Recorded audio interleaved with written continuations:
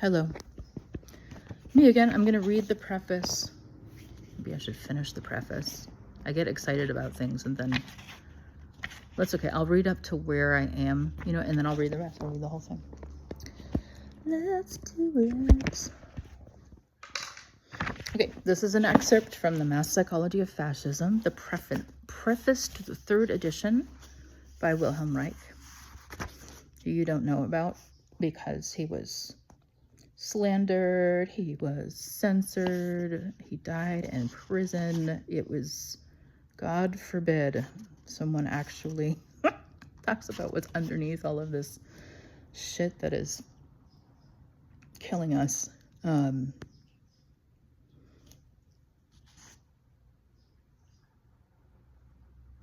This is going to be interesting about incels too. I jokingly call this book like the elucidation of the pipeline from incels to fascism. We're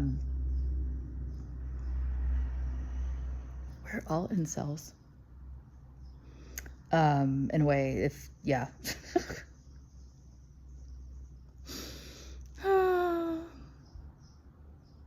Not in the same way, but it actually might be a good thing that we have these pathetic men out there going, oh, I can't get no satisfaction.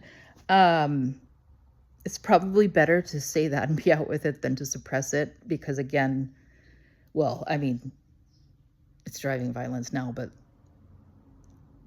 if I think the right word might be sublimation. If you aren't aware of it, it turns into fascism, violence, bad shit.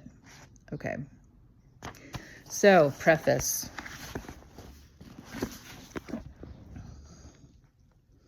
Extensive and painstaking therapeutic work on the human character has led me to the conclusion that, as a rule, we are dealing with 3 different layers of the biopsychic structure and the evaluation of human reactions. As I demonstrated in my book, Character Analysis, these layers of the character structure are deposits of social development. It's think of sedimentary rock deposits, these hardened layers, which function autonomously. I'm thinking of a meme about being 3 weasels in a trench coat. And this also, they function autonomously. So think about internal family systems. We're all in parts, but then with trauma, you end up fractured into parts. And at one end, it's, having these conflicting behaviors that work against each other and aren't productive, to dissociative identity disorder, where you have distinct selves.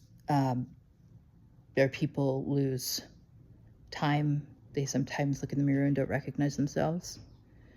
Yeah,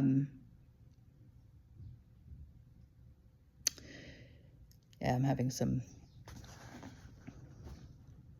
Don't ever dismiss anybody as crazy ever again, please.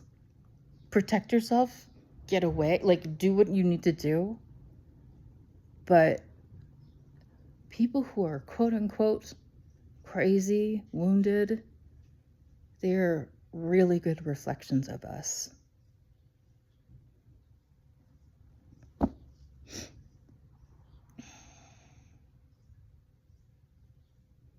Okay, here we go.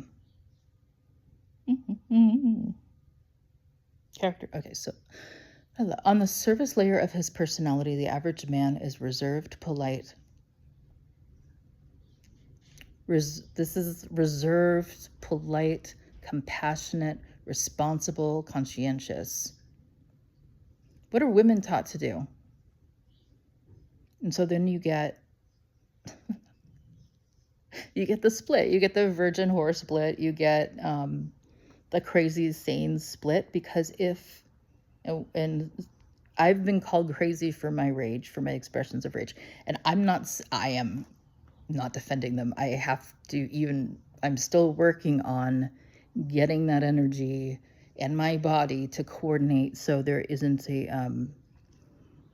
So I don't dissociate and go unconscious and start.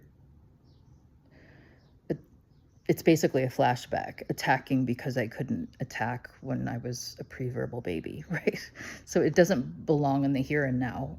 If you do utilize those emotions for good, they have to be really cleaned up, really understood, very intentional and conscious. I'm not defending my actions, but I will stand by that those actions have been better for me and my healing than letting my couch eat me. They'll have their purpose. I would say psychologically I've been incubating as well. Blah, blah, blah. That goes into Marion Woodman. Okay, so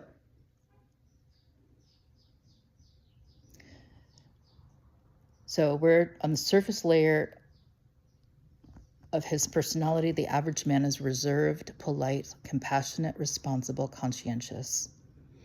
There would be no social tragedy of the human animal if the surface layer of the personality were in direct contact with the deep natural core. There is nothing wrong with being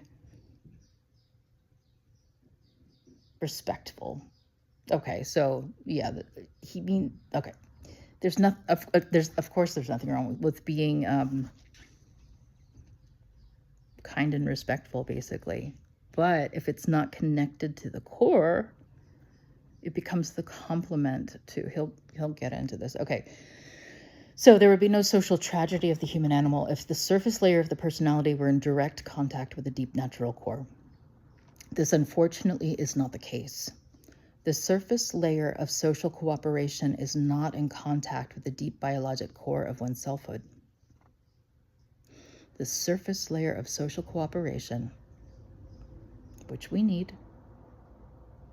social cooperation, but currently it is not in contact with the deep biologic core of one's selfhood. And the biologic core of one's selfhood isn't just the reptilian brain in the back of the head that tells us to eat, kill, and fuck, or whatever it does. It's part of it. It is born by a second and intermediate character layer, which consists exclusively of cruel, sadistic, lascivious, rapacious, and envious impulses. So we actually, when we don't have that connection to the root, we've actually created this false character structure that contains all of the things that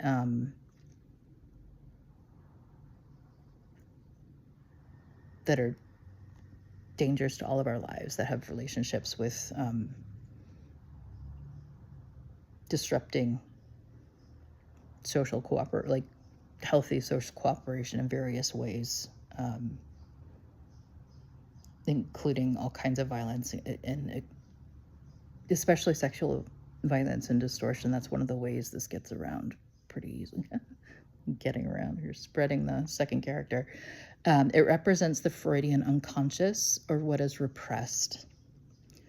So Reich and Jung were both proteges of Freud at different times, and they took the libido, Freud's libido, also the Freudian unconscious. I would venture to guess that people who are really deep into this wouldn't say that the unconscious and libido are synonymous. What comes to mind is that like the unconscious is this big pool and libido is kind of like the electricity in it.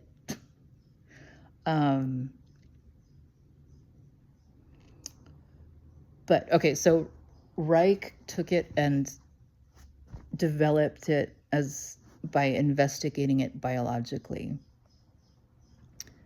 Jung took it and investigated it psychologically. And it's interesting because Reich ended up in the psychological and Jung ended up in the physical.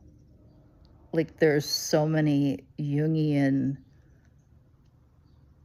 body-based therapy, like all of the body-based psychotherapies out there in the West are at least to some degree, like some fundamental degree, a result of Jung and Reich, their work. I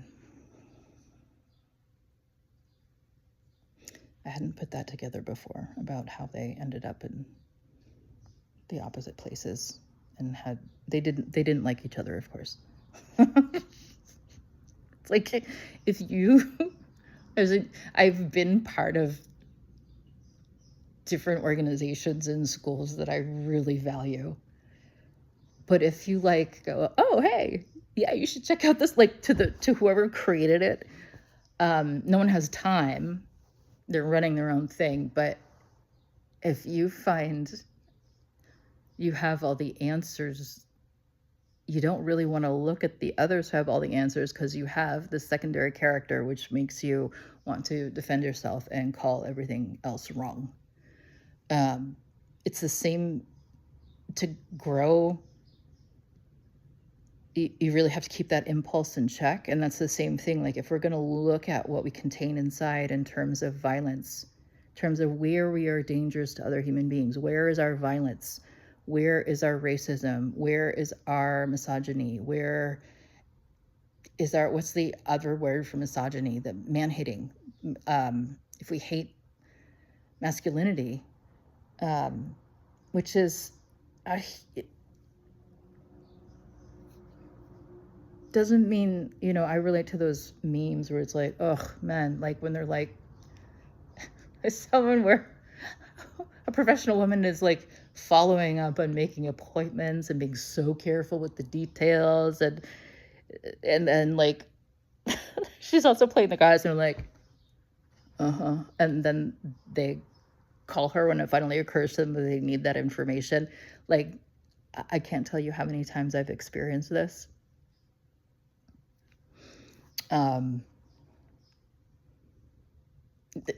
We were born, and then it was reinforced as we grew, but like to dismiss women or to not pay attention, to pay selective attention. One great contribution that Paul Richards made to my life is emphasizing that we don't need to rest our attention. We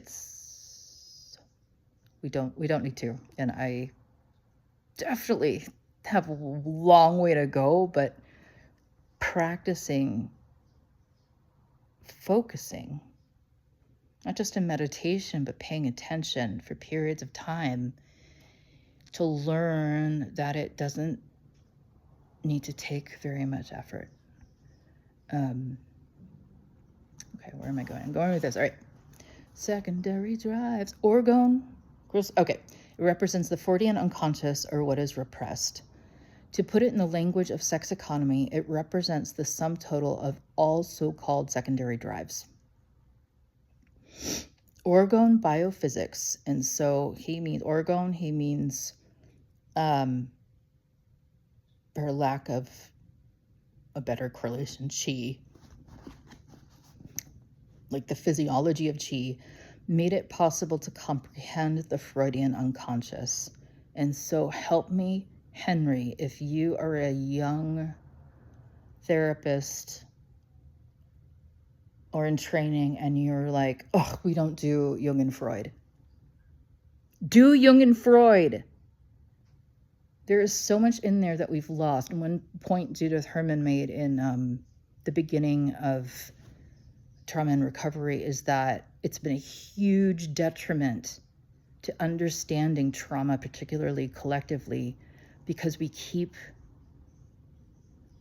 starting again like we're just becoming aware of it. There have been times when there's been a lot of progress on recognizing trauma and the origins in humans, but it's so disruptive to our society that it keeps being suppressed again.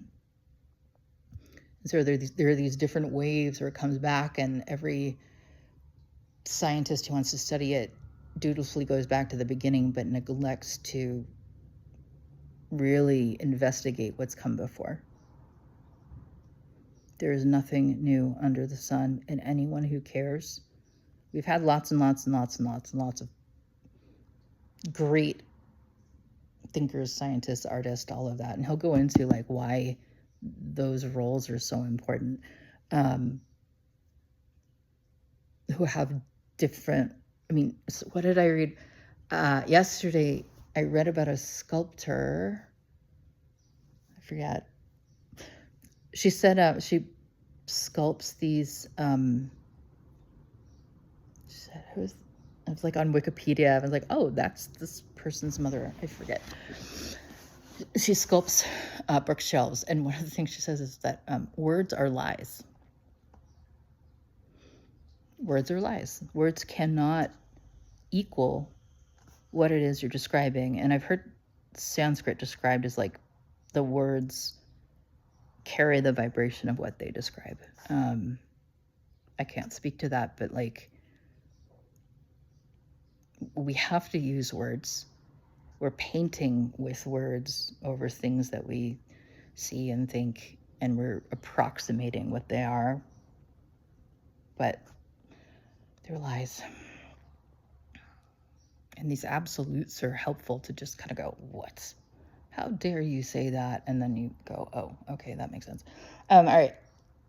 Orgone biophysics made it possible to comprehend the Freudian unconscious, that which is antisocial in man as a secondary result of repression of the primary biologic urges.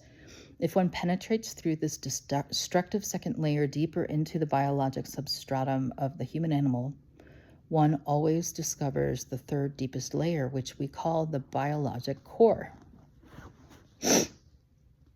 In this core, under favorable social conditions, man is essentially honest, industrious, cooperative, loving, and, if motivated, rationally hating animal. In this core, under favorable social conditions, humans are essentially honest, industrious, cooperative, loving, and, if motivated, meaning if you're threatened by something from the outside, not if you're like, hey, I think I'll be rationally hating today. I have a motivation. No, you are rationally hating. You set boundaries and use force when needed for very good reasons to protect goodness in service to all that is good. So, yet it is not at all possible to bring about a loosening of the character structure of present-day man by I'm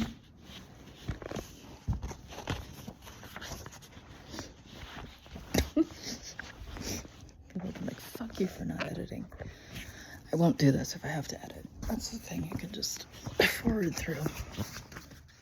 If I have to brush my hair, if I have to use a Ring camera, nothing will get done. I'll just lie around and watch Gilmore Girls. Oh, and be like, cool, I'll do this until I can check out.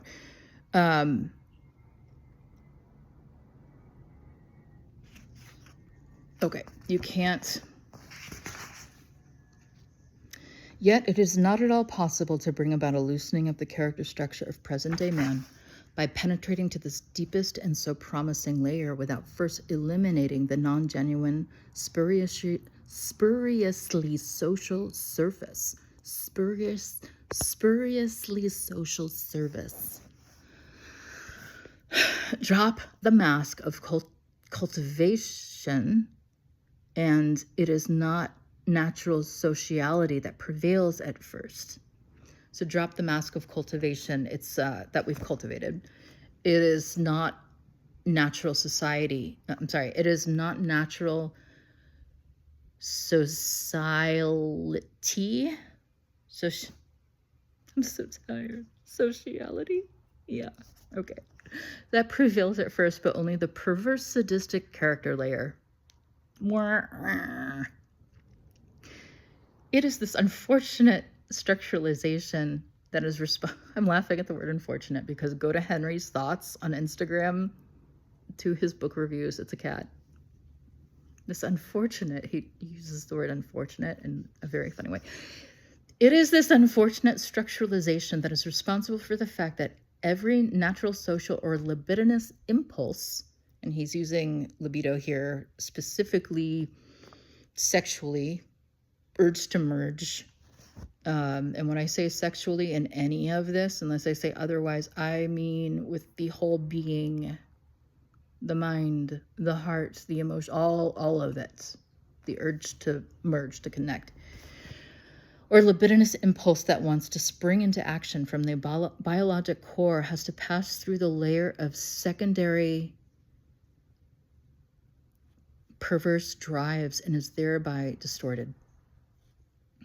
This distortion transforms the original social nature of the natural impulses and makes it perverse, thus inhibiting every genuine expression of life.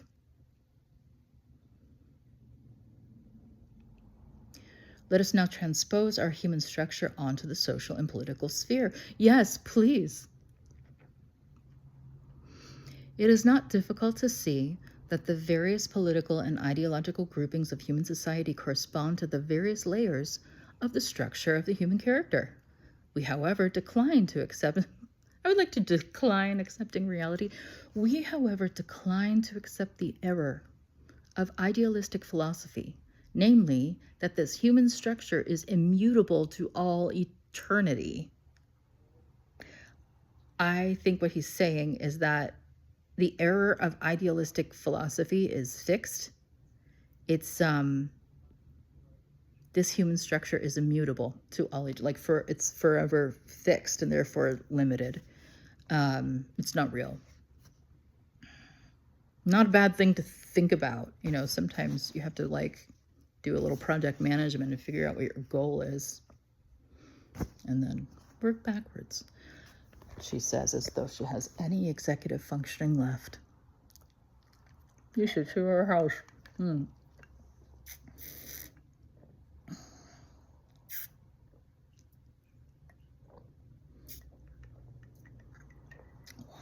So good. We want to always have plenty of nice, clean water. Secondary character structures of everyone. Please don't fuck this up anymore. Further than we have. Okay.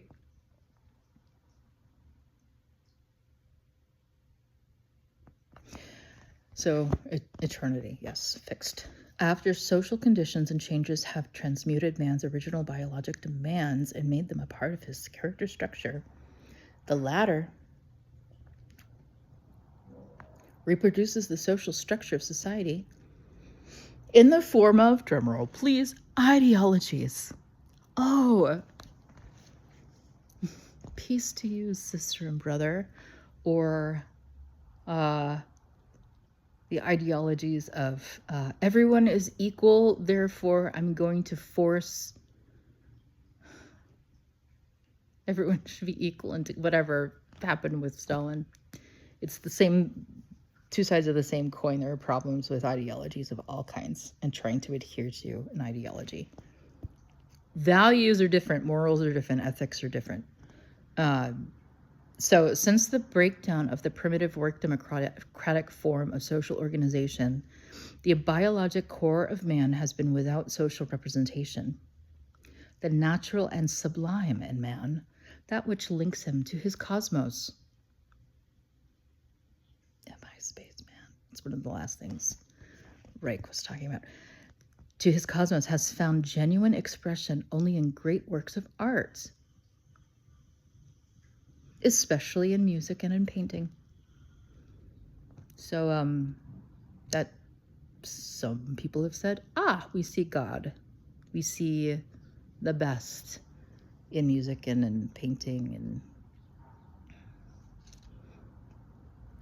I'll talk about the Kiss the Hag initiation at another time and why I love 9 Inch Nails. So, okay. So, until now, however, it has not exercised a fundamental influence on the shaping of human society.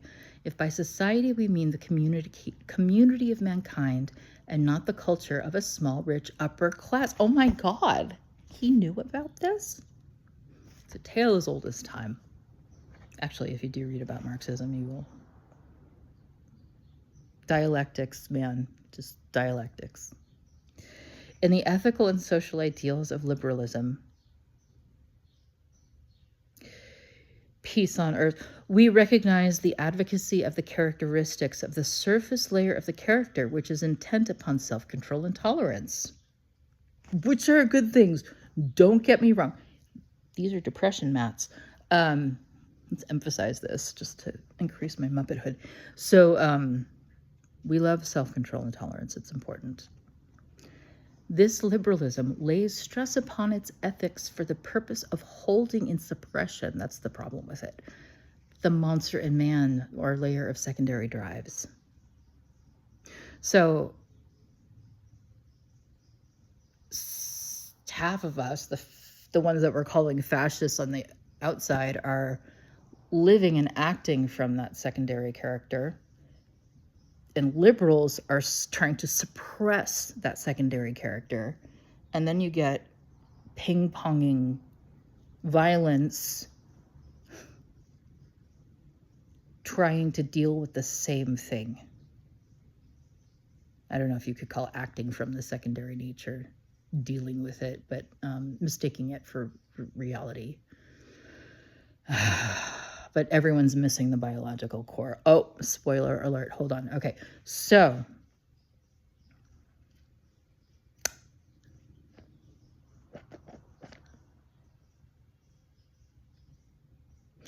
this liberalism lays stress upon its ethics for the purpose of holding in suppression the monster in man, our layer of secondary drives, the Freudian unconscious.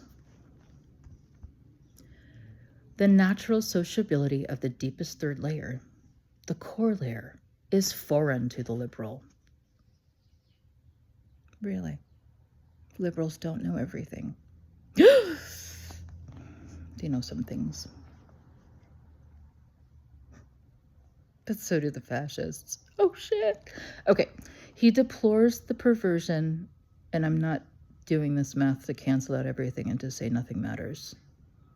That's an important experience, back to 9 Inch Nails, to go through. If that's your real experience, to go to the other side. How does the chicken cross the road? Why did the chicken cross the road? To die, but then no cars came, so she got to the other side and went, oh shit, there's something else. Okay, so he deplores the perversion of the human character and seeks to overcome it by means of ethical norms. But the social catastrophes of the 20th century show that he did not get very far with this approach. And I want to say toxic positivity and toxic masculinity. Or we could say that toxic, they're both, we just change the language around this so it's more easily perceived. So the finger pointing stops. But there's toxicity, quite a bit of it, in both. And then if you put the toxicity, like the liberal toxic positive toxicity, close to the toxicity of the secondary character, oh my God, you could live your whole life there battling. You know, I dedicated my life to the cause, and then, you know, everyone, you're just kind of pinging back and forth around that same biologic core that's being ignored. So that would give you kind of would reconcile all the, it would compost the what is toxic into something wonderful, we hope. I still often think maybe the best thing is just never, I'm not even going there. Okay, my own nihilism is just gonna take a seat. So he deplores the perversion of the human character and seeks to overcome it by means of ethical norms. But the social catastrophes of the 20th century show that he did not get very far with this approach. And I wrote, we are all problematic. Depends how close or far we are from the biologic core. It's one of the reasons rock stars help us and why they all end up on drugs. And probably part of the picture of why we have these insane projections upon people who can move sound and sexuality and all of these forces of life through their body. It's a distortion, but it incites our hunger for our own life, for our own natural life, at least for me. Which is why the work of Pamela Des Barres, I think, is very important. She writes about groupies and like the original groupies, the real intent of groupies. And it, her book, I'm with the band, who she was young and she loved God and rock stars. And she is a very intelligent person, very loving person, and had access to her natural draw to them. And one of the things I love about her, and I just read Let's Spend the Night, I think, about where she's interviewing other groupies early on, because it's probably the tradition of courtesans, actually. But with rock stars groupies, it all has gotten yucky. Like, you think of groupie and you think of someone who's very like hardened and just wants sex. Like, yeah, it's become that, and a lot of the original groupies don't like the term groupie anymore. But they were companions. They were like actual, they were muses and companions, and had genuine like friendships with the, for the most part, boys in the band. And Pamela is able to articulate so beautifully what her draw was and how her heart, just wanted to show, well, her heart and her whole body wanted to show appreciation for what these rock stars were giving, which was intense pleasure, which is, it talks about something having to do with the biologic core. But then, of course, all hell breaks loose when you shake your hips. Reich talks about what's stored in our pelvises. It's like basically every hell known to humanity. All of the pain of not having true contact with life comes up when you start feeling life in your body. And so, but then there's also just, they were curious people and wanted to dig into psychedelics to see more clearly. And yeah, it was an experimental, innocent time.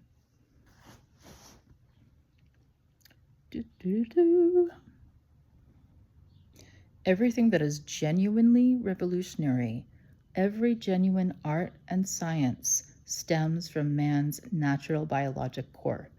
So I would venture to guess that this does not include, say, political art or conceptual art, which is not to say it's not important. It is. It's super important. But there's like the kind of art that elucidates nature, that gives, helps us access what I will freely call the divine. Sometimes for people who aren't comfortable with that, I'll say the great quantum mystery, because if you go deep into quantum physics, it's all there, man. It's all there. Not in woo-woo quantum used as this little buzzword to mean, ooh, where the good stuff. If you're going to talk about quantum physics, please actually learn what it is. But if you go deep into Einstein, into those guys, they get really close to something very interesting. So I will freely call God is God when I want to, and you can call God whatever you want.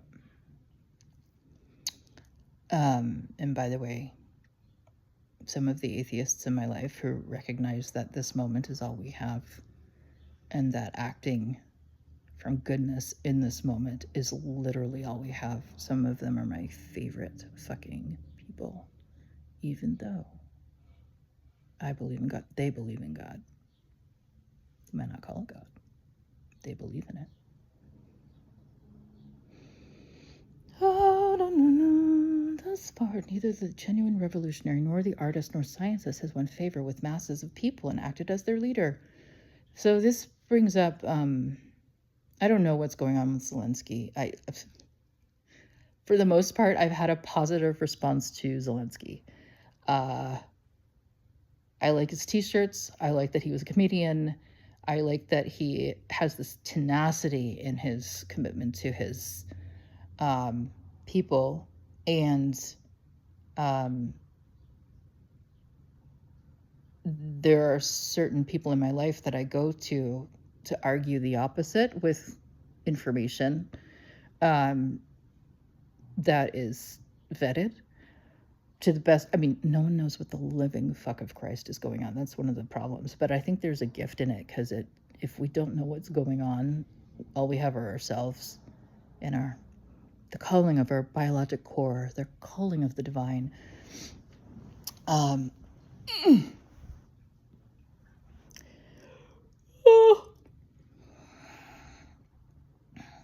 So I've heard other things about Zelensky that I've actually heard a not horrible explanation of why Trump and Vance had a point when they attacked Zelensky, when they had that meeting that was televised, and like the Russian media was allowed, but the Associated Press and was it Reuters or something? It was so weird. And my perspective was that Vance and Trump were inducing Zelensky to cower and to fawn, which are trauma responses. Not exclusive, but to like, it's, you end up doing those behaviors from fear. And so that's why it's a trauma response, but it's a dominance thing, if you will, kiss the ring, accept that you're bad, accept that you're a sinner.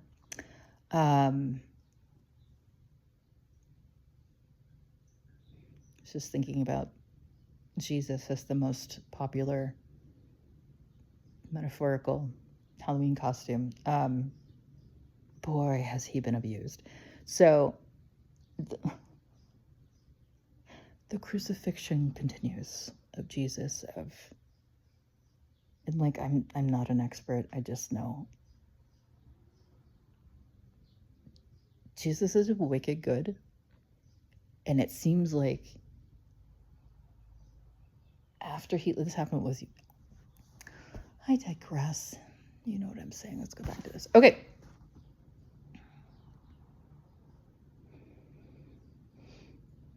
Okay, so thus far, neither the genuine revolutionary nor the artist nor scientist has won favor with masses of people and acted as their leader.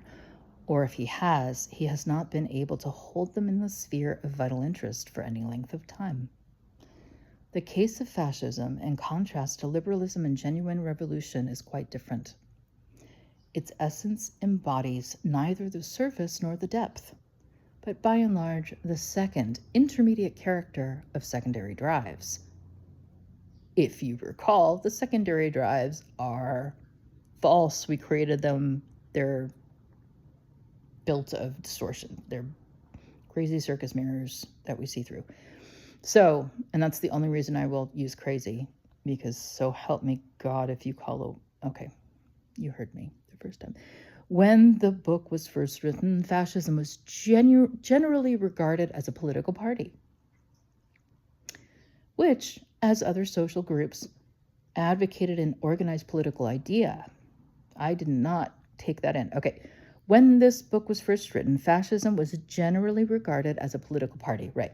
Which, as other social groups, advocated an organized, which, as like other social groups, advocated an organized political idea. According to this appraisal, the fascist party was instituting fascism by means of force or through political maneuver. Contrary to this, my medical experiences with men and women of various classes, races, nations, religious beliefs, etc., taught me that fascism is only the organized political expression of the structure of the average man's character.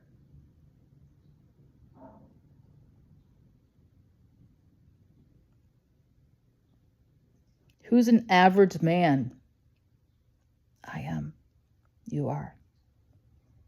And I am not going to change every man. Well, sometimes I do that, change every man to woman, whatever, or us. But let's just meet this guy where he's at. Taught me that fascism is the only organized political expression of the structure of the average man's character. A structure that is confined neither to certain races or nations nor to certain parties. We're all one. It's like this shadow of peace, right? We're all one in this. Except maybe for the indigenous tribes that are untouched by, I don't know. Maybe.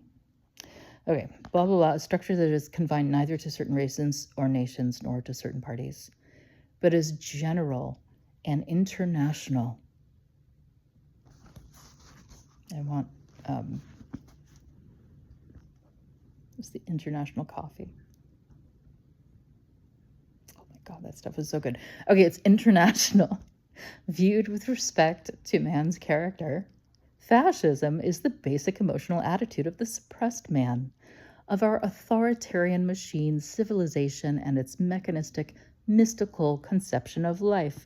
Mystical, again, is not like Rumi. It's like blurry and confused and, acting from ideologies. Thinking ideologies are the way. I think Reich would like Rumi or Jesus.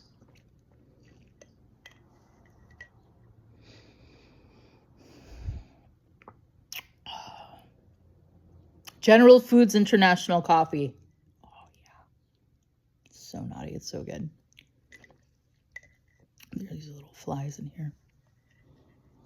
Let's take a break and talk to Oscar.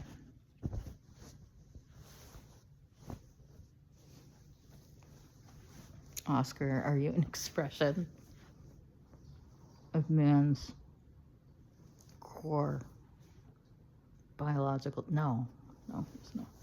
He's a rectangle, this guy, and he's very East Coast, Because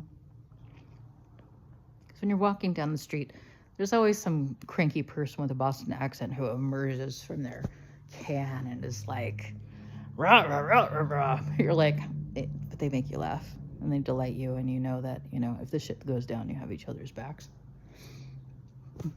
That's the beauty of Boston and New York.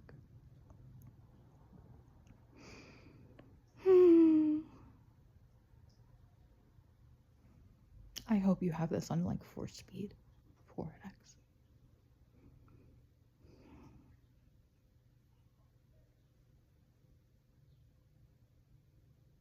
Okay. Moving right along.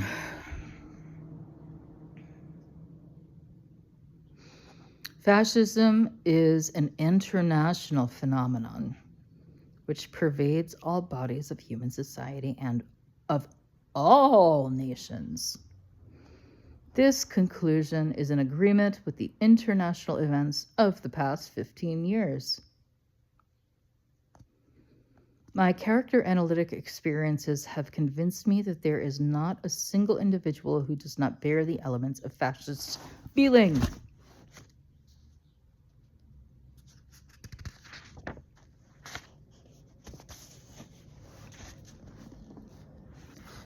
And thinking in his structure.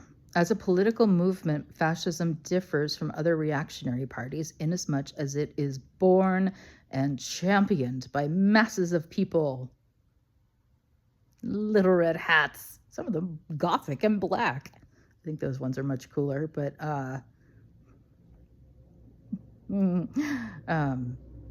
was in Whole Foods and there was a tall guy, and it was the first time I'd seen a black Make America Great Again hat, and I was like, oh, there's Goth MAGA now, or something. And I meant to genuinely, I wasn't intending to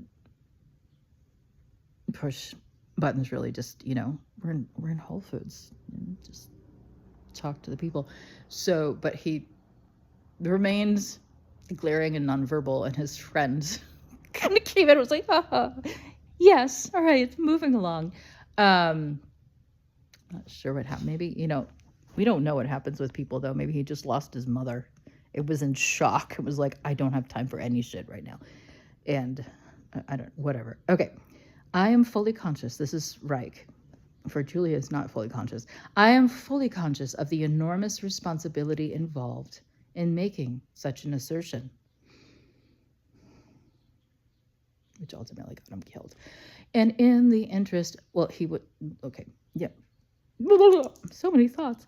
And in the interest of this lacerated world, I should like the toiling masses to be just as clear about their responsibility for fascism. A sharp distinction must be made between ordinary militarism and fascism. Wilhelmian Germany was militaristic, but it was not fascistic. Since fascism, what's going to help with fascism? Fascia, understanding the fascia. I'll let Kelly talk about that. Since fascism, whenever and wherever it makes an appearance, is a movement born by masses of people, it betrays all of the characteristics and contradictions present in the character structure of the mass individual. It is not, as is commonly believed, a purely reactionary movement. It represents an amalgam between rebellious emotions and reactionary social ideas.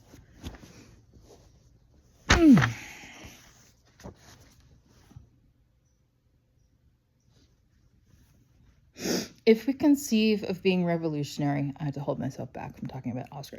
If we conceive of being revolutionary as the rational rebellion against intolerable conditions in human society, the rational will, quote unquote, get to the root of all things. Quote, radical equals radic equals root. And to improve them. Then fascism is never revolutionary.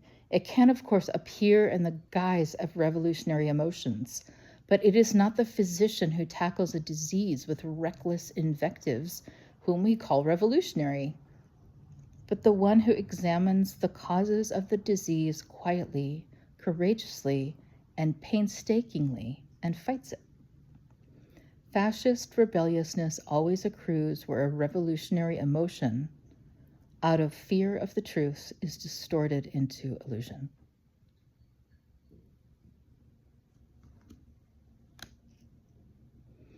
And that fear of the truth, I've been, I actually talked to my, one of my seeing mentors, Peter, last night. I'm not giving last names because I'm not sure I don't know, whatever. He's an author. It's a really good book, The Way of the Seer. I don't think that's what it's, I'm so tired. Yeah, The Way of the Seer. Because in a lot of his language is informed by Buddhism, so it's not mystical. It's like when you most of the time we're looking at ourselves like we're self-concerned all the time. Not even in a narcissistic way. It's actually it's a survival thing, like trying to fix yourself so you can function here. There's no way to function here fully unless you get to the root. But yeah, when you stop doing that and turn your attention outwards, and then you relax into it. Like for me, if I start really paying attention, not to myself, but outwardly, there comes a point where I go into a lot of fear. So truths come in all kinds of forms. There is a layer of reality that is terrifying at first. Okay. Okay.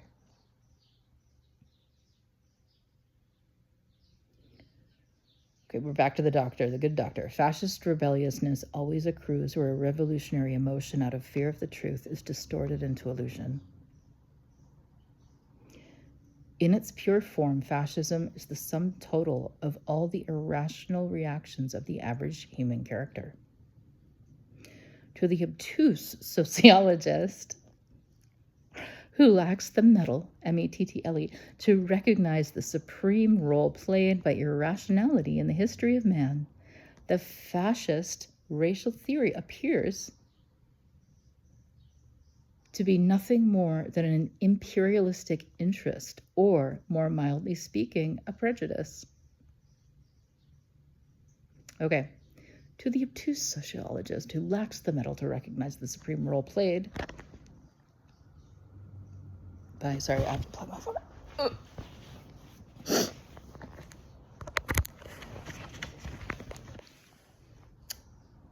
Back to obtuse, the obtuse sociologist who's lacking mettle to recognize the supreme role played by irrationality in the history of man.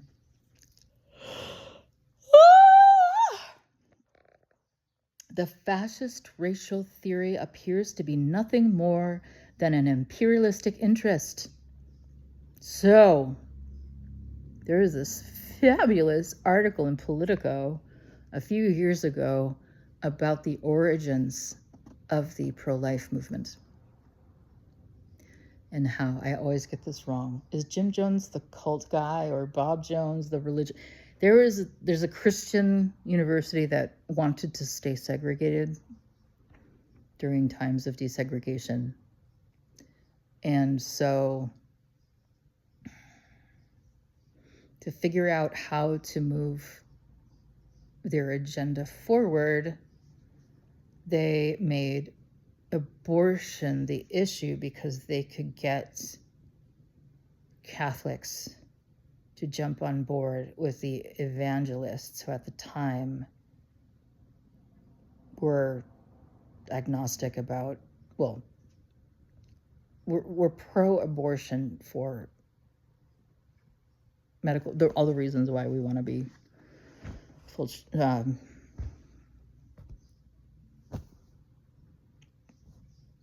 pro-choice. They might not support like a woman's ability to control her own number of children, etc. But yeah, go read that shit. It's fascinating. That's all I'll say about that, because I'm trying to reference something I read years ago. La la la da, da, da, back to our irrational reactions and our obtuse sociologists. Where is it? Oh, I'm probably driving people crazy. Parts. Where are we?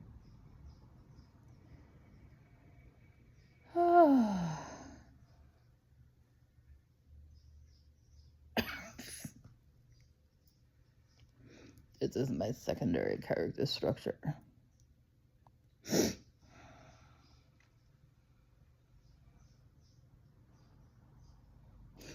Back to the obtuse sociologists. So it's a prejudice. So the fascist racial theory is all both. We know that. It's an imperialistic interest. And I so sincerely do not give a fuck about data, about the differences of the race. Like, until we have a basic affection for our fellow humans, discussing differences in race isn't a good pursuit. Because maybe ultimately when we do look at that, it's to see what evolutionary adaptations serve us the most in different peoples that we can learn from and develop something like that. Okay. The same holds true for the irresponsible, glib politician. The scope and widespread dissemination of these racial prejudices are evidence of their origin in the irrational part of the human character. The racial theory is not a product of fascism. On the contrary, it is fascism that is a product of racial hatred and its politically organized expression. It follows from this that there is a German, Italian, Spanish, Anglo-Saxon, Jewish, and Arabian fascism. Diversity. Race ideology is a pure biopathic expression of the character structure of the orgastically impotent man. Here he goes. Everyone gets upset here because we're living from our secondary characters. The sadistically perverse character of race ideology is also betrayed in its attitude toward religion. Fascism is supposed to be a reversion to paganism, and he uses paganism as just meaning not religious, and the archenemy of religion, because a lot of paganism can be entrainment with Gaia, which is the root, which is the thing that women used to do for us when they played the drums. Okay. Welcome to the Gaiarchy. Fascism countenance. Okay. Far from it. Fascism is the supreme expression of religious mysticism. As such, it comes into being that a peculiar social form. Oh, so religious mysticism, we're talking like the dogma, the control of religion, not sweet direct experiences of the divine. Okay, as such, it comes into being in a peculiar social form. Fascism countenances that religiosity that stems from sexual perversion.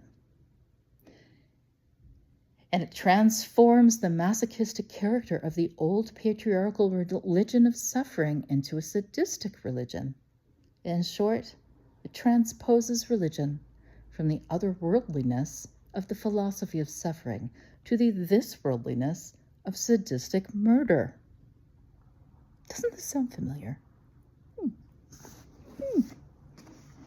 Holy sadistic murder men, Batman.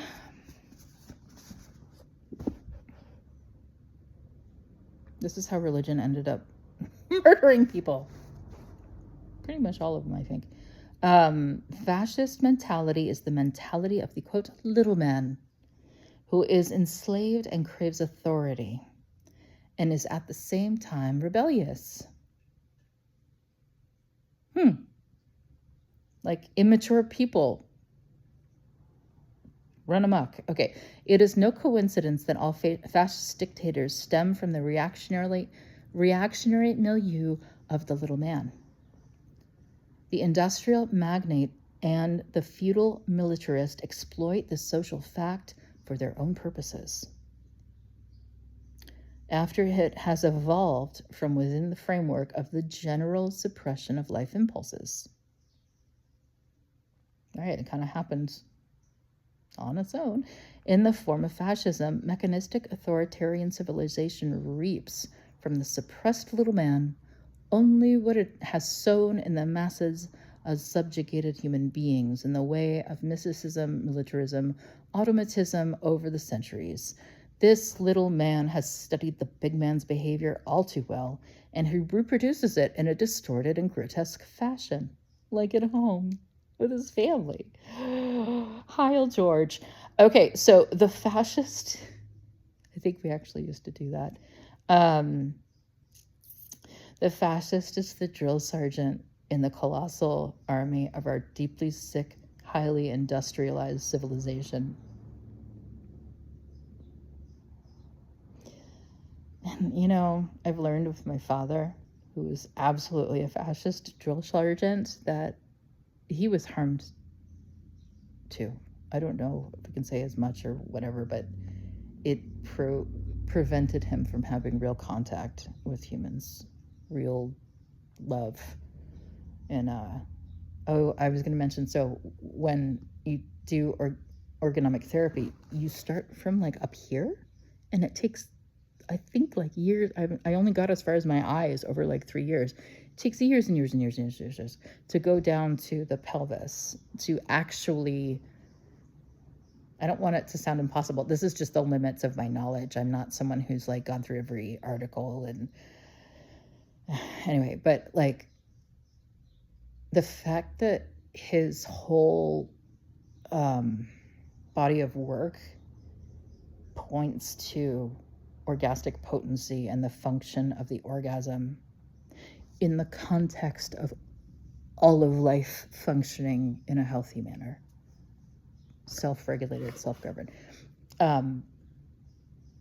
It's like so misunderstood because all of this, like our eye armoring, has a lot to do with our cognitive distortions, our inability to see clearly. And so like the second like the idea of that hits this, chances are you'll either be like, great, I can be a pervert, or get this the fuck away from me, it's sinful.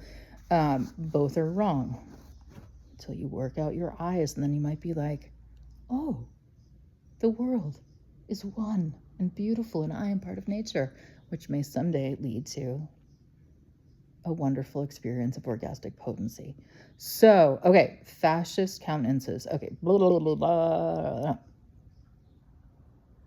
The in the form of fascism. Oh, right, okay. The little man has studied the big man's behavior. The fascist is the drill sergeant in the colossal army of our deeply sick, highly industrialized civilization. It is not with impunity that the hullabaloo of high politics, love that word, is made a show of in front of the little man.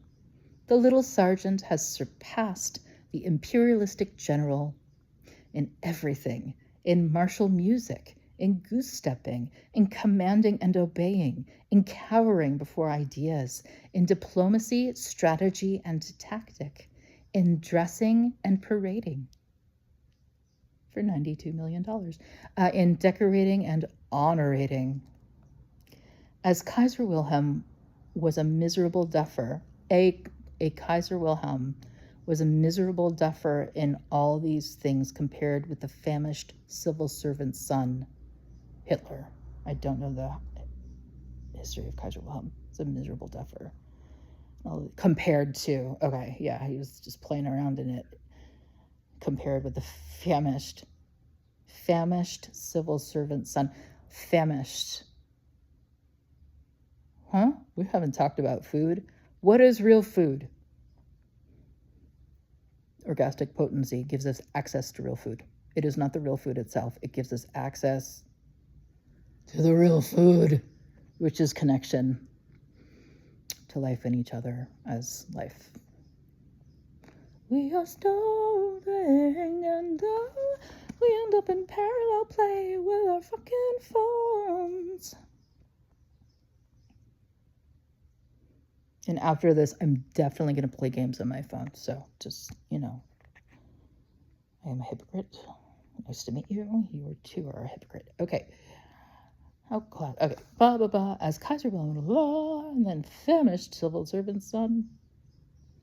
When a proletarian general pins his chest full of medals, he gives a demonstration of the little man who will not be outclassed by the genuine big general.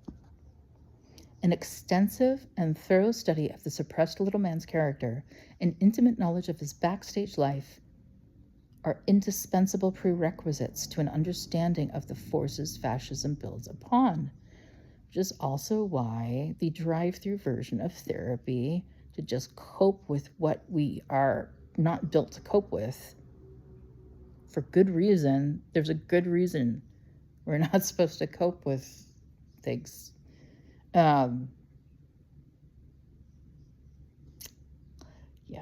We need to understand deeply. An extensive and thorough study of the suppressed little man's character and intimate knowledge of his backstage life are indispensable prerequisites to an understanding of the forces fascism built upon. In the rebellion of vast numbers of abused human animals against the hollow civilities of false liberalism, not to be confused, not to be mistaken with genuine liberalism and genuine tolerance, it was the character layer consisting of secondary drives that appeared. In the rebellion of vast numbers of abused human animals against the hollow civilities of false liberalism. There's no fruit there. Hollow. Not to be mistaken with genuine liberalism and genuine tolerance of each other, so we can all have the food of love and life. It was the character layer consisting of secondary drives that appeared. The fascist madman cannot be made innocuous if he is sought.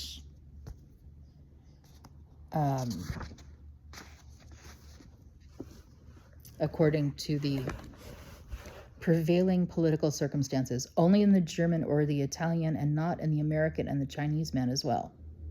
What? Hold on. Oh, the fascist madman cannot be made innocuous if he is sought according to the prevailing political circumstances.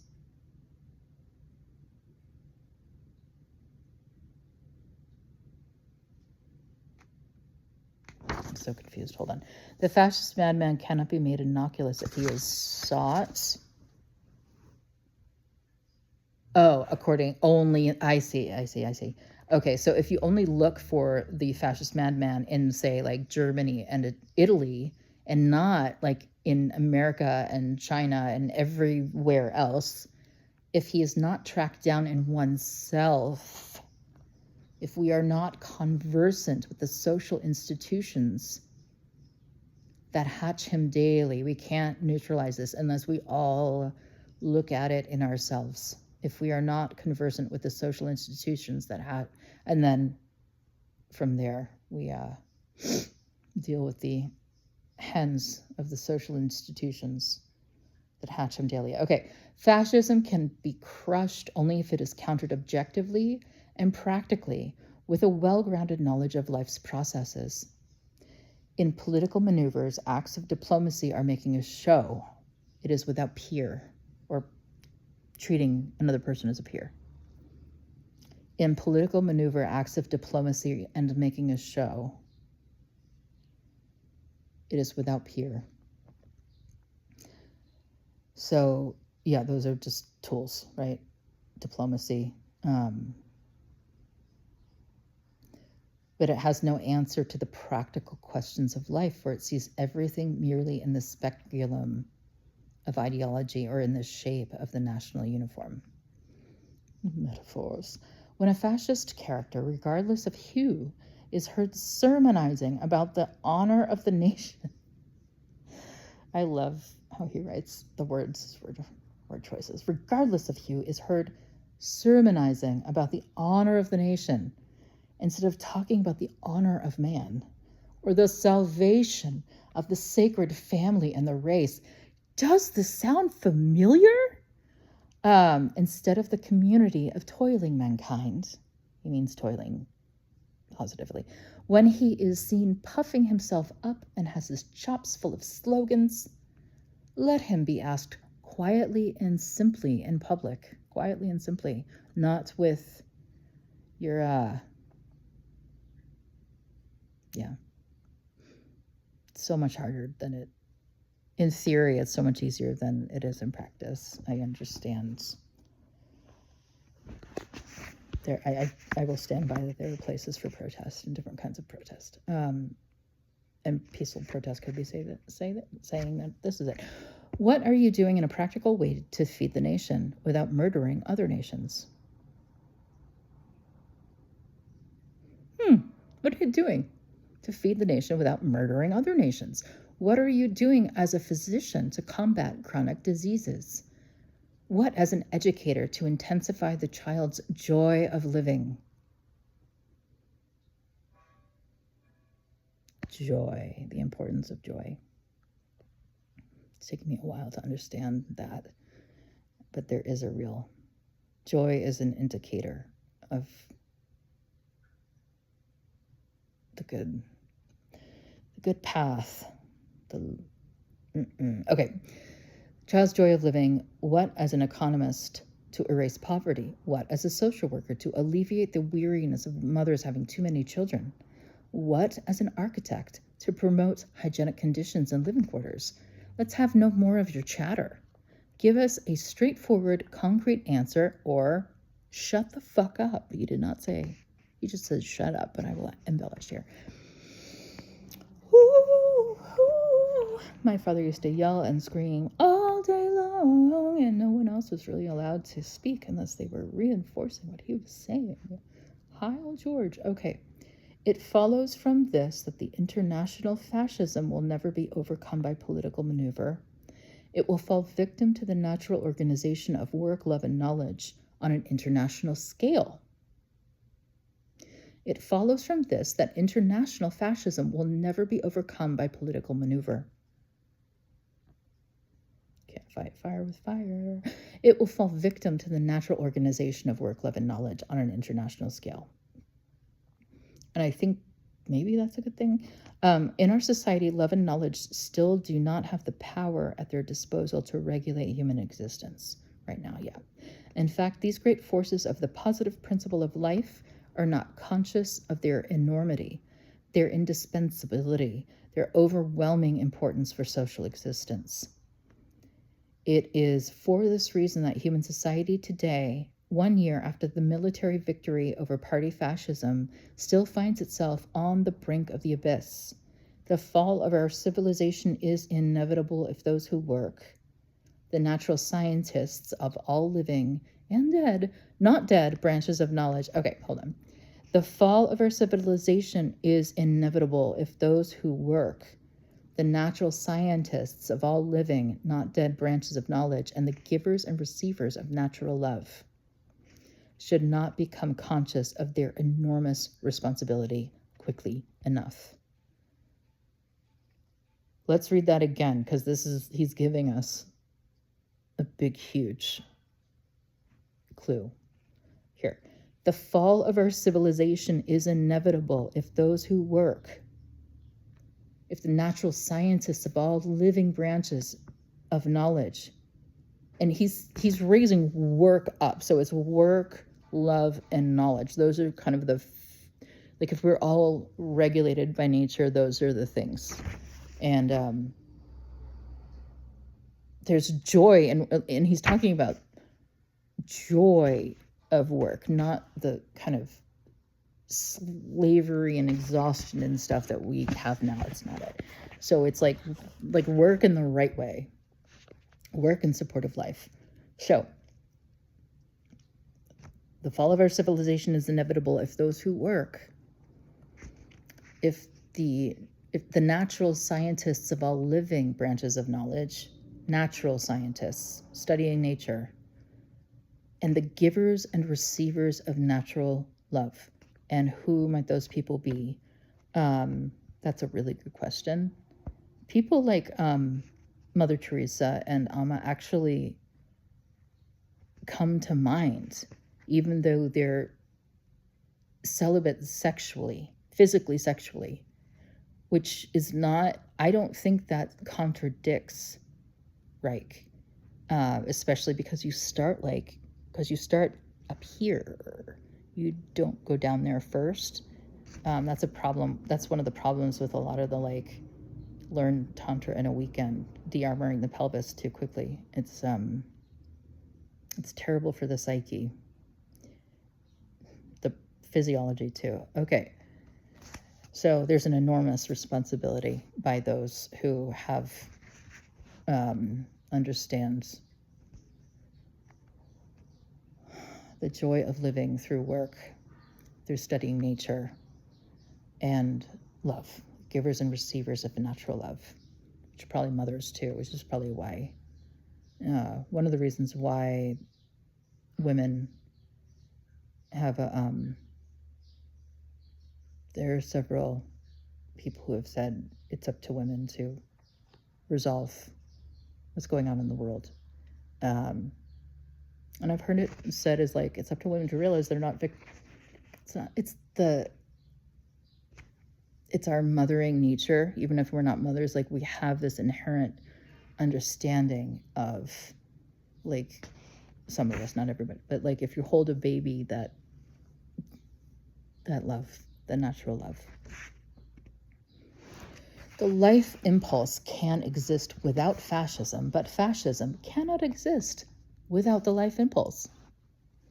Fascism is the vampire leached to the body of the living, the impulse to murder given free rein when love calls for fulfillment in spring.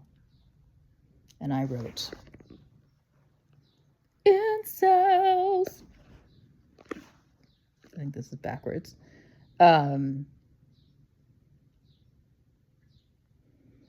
my reading this, I don't have a lot of knowledge about incels, but there's been a lot of like things flying through social media about these like men, the like epidemic of male loneliness, and that's real. It's real. There's an epidemic of female. We're all lonely. We're all painfully lonely, and it's probably, if you equate sex with connection, there are also biological impulses that are probably that are different, that are probably driving this. But so incels, they're pointing at something real, and they are victims, but they are not victims of women. They are victims of our disconnection from the life impulse, from the core. And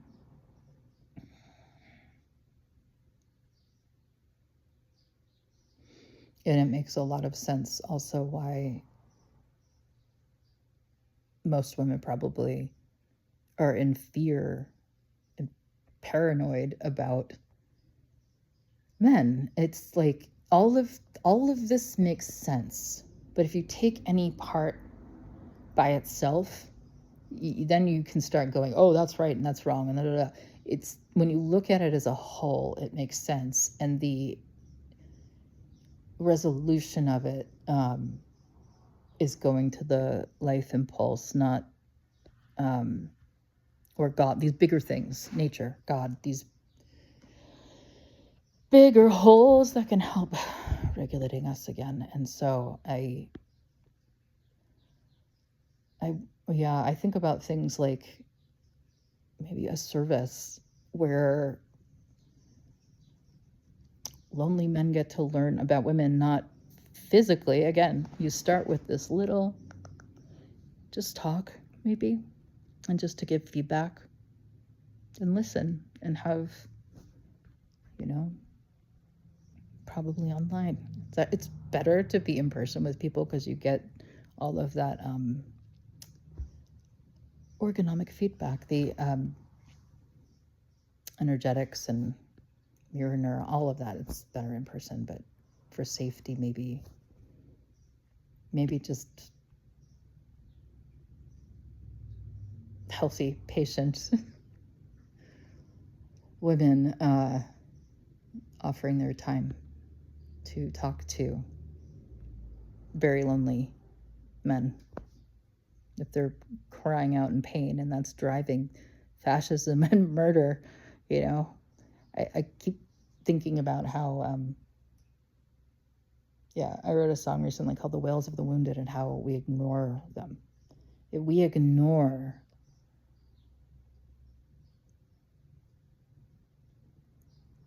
cries of animals, humans, all of it, that doesn't come through in English, in our language. Like, scientists used to really believe that babies had no feeling, that like vivisection was okay on babies because, you know, they don't feel anything. What's his name? There's a French scientist who published this beautiful book, Doctor, of babies after birth when their whole like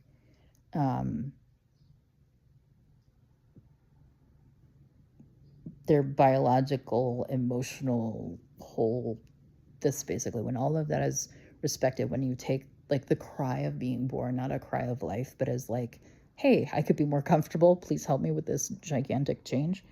Maybe I'll find that book and put pictures up.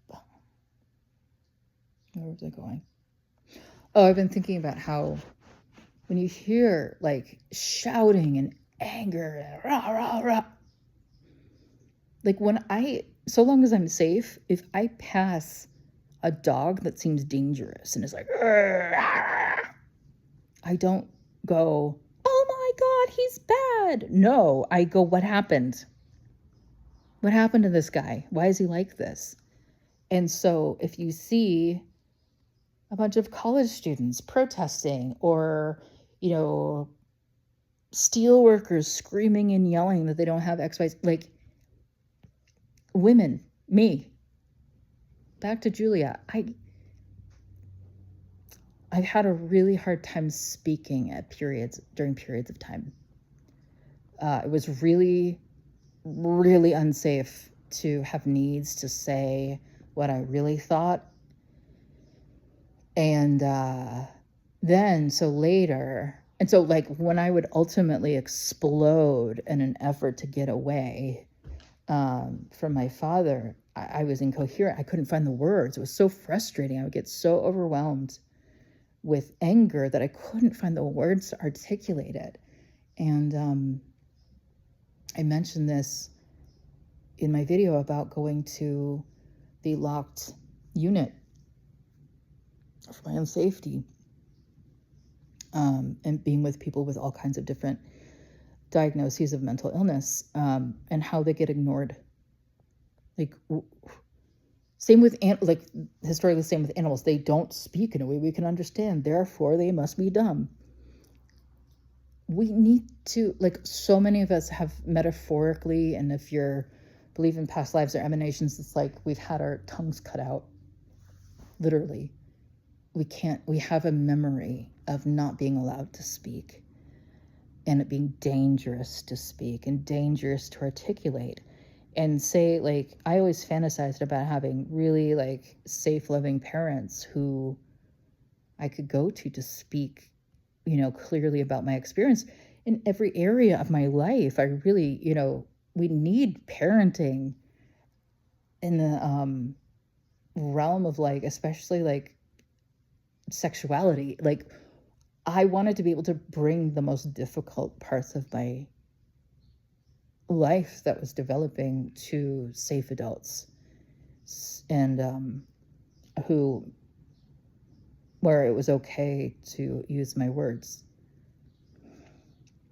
Yeah, teaching a toddler to use their words is great, but if you haven't gotten beyond that, if you have a history that is wound into your body, so it's like, I'm 48 years old, it's recent that I've been able to like start hearing my own voice come through in singing, like slowly and consistently. I've heard it come out before in isolated incidences, catalyzed by anger, actually.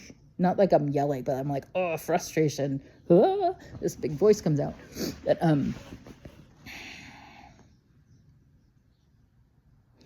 it's sad that we don't make a greater effort to understand what's underneath the people who are misbehaving, who are yelling and screaming. Find out why. Why are they upset? What's gone on? Because chances are they have some words, but they may not have all of them. They may not have a complete understanding, because when you're wounded, Sometimes all you know how to do is growl and bite or cower or scream for help. Like, yeah, okay, here we go. Incels. Okay, so will individual and social freedom, will the self-regulation of our lives and of the lives of our offspring advance peacefully or violently? It is a fearful question. No one knows the answer. Yet he who understands the living functions in an animal and in a newborn babe, what we were just talking about, he who knows the meaning of devoted work, be he a mechanic, researcher, or artist, knows he ceases to think with the concepts that party manipulators have spread in this world. The life impulse cannot seize power violently. The life impulse cannot seize power violently. For it would not know what to do with power. Does this conclusion mean that the life impulse will always be at the mercy of political gangsterism? Will always be its victim, its martyr? Does it mean that the would-be politician will always suck life's blood? This would be a false conclusion. As a physician, it is my job to heal diseases. Let me pause here. He started out training as a psychoanalyst and then became, I think maybe he was a physician first and then became a biologist. Here's a plug for Jim Strick's book, Wilhelm Reich, Biologist, that was painstakingly and beautifully written using Reich's archives that I think were opened at Harvard Medical School in 2005. I think Jim is a graduate of the, I think he's at least strongly associated with the Harvard's History of Science program. It's a really good book. Interesting as heck. So, as a physician, it is my job to heal diseases. As a researcher, I must shed light upon unknown relationships in nature. Now, I must shed light upon unknown relationships in nature. Now, if a political windbag should come along and try to force me to leave my patients in the lurch and to put aside my microscope, I would not let myself be inconvenienced.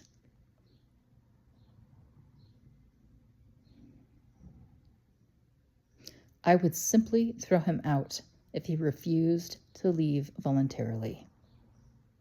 Whether I have to use force against intruders to protect my work on life does not depend on me or on my work, but on the intruder's degree of insolence. So it's a moral and ethical obligation to protect the progression of our personal work on life in whatever form. That's one of the reasons art is so important at times like these.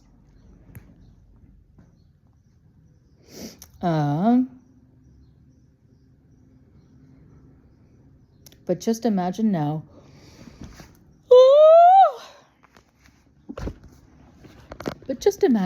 that all those who are engaged in vital living work could recognize the political windbag in time. They would act in the same way. Oh geez, but just imagine now that all those who are engaged in vital living work could recognize the political windbag in time. They would act in the same way. Perhaps this simplified example contains some intimation of the answer to the question how the life impulse will have to defend itself sooner or later against intruders and destroyers. I think we get the gist of that. Perhaps this simplified example contains some intimation of the answer to the question how the life impulse will have to defend it. Oh, wait, something in time. Okay. Just imagine now that all those who are engaged in vital living work could recognize the political windbag in time. They would act in the same way. Oh, if throwing out, okay, they wouldn't act as political windbags. They would throw them out. Perhaps this simplified example contains some intimation of the answer to the question how the life impulse will have to defend itself sooner or later against intruders or destroyers. The mass psychology of fascism was thought out during the German crisis years 1930 to 33. It was written in 1933. The first edition appeared in September 1933 and the second edition in April of 1934 in Denmark. 10 years have elapsed since then. The book's exposure of the irrational nature of the fascist ideology often received a far too enthusiastic acclaim from all political camps, an acclaim that was not based on accurate knowledge and did not lead to appropriate action. Copies of the book, sometimes pseudonymously, crossed the German border in large numbers. He was courageous as fuck and grounded in his commitment to life.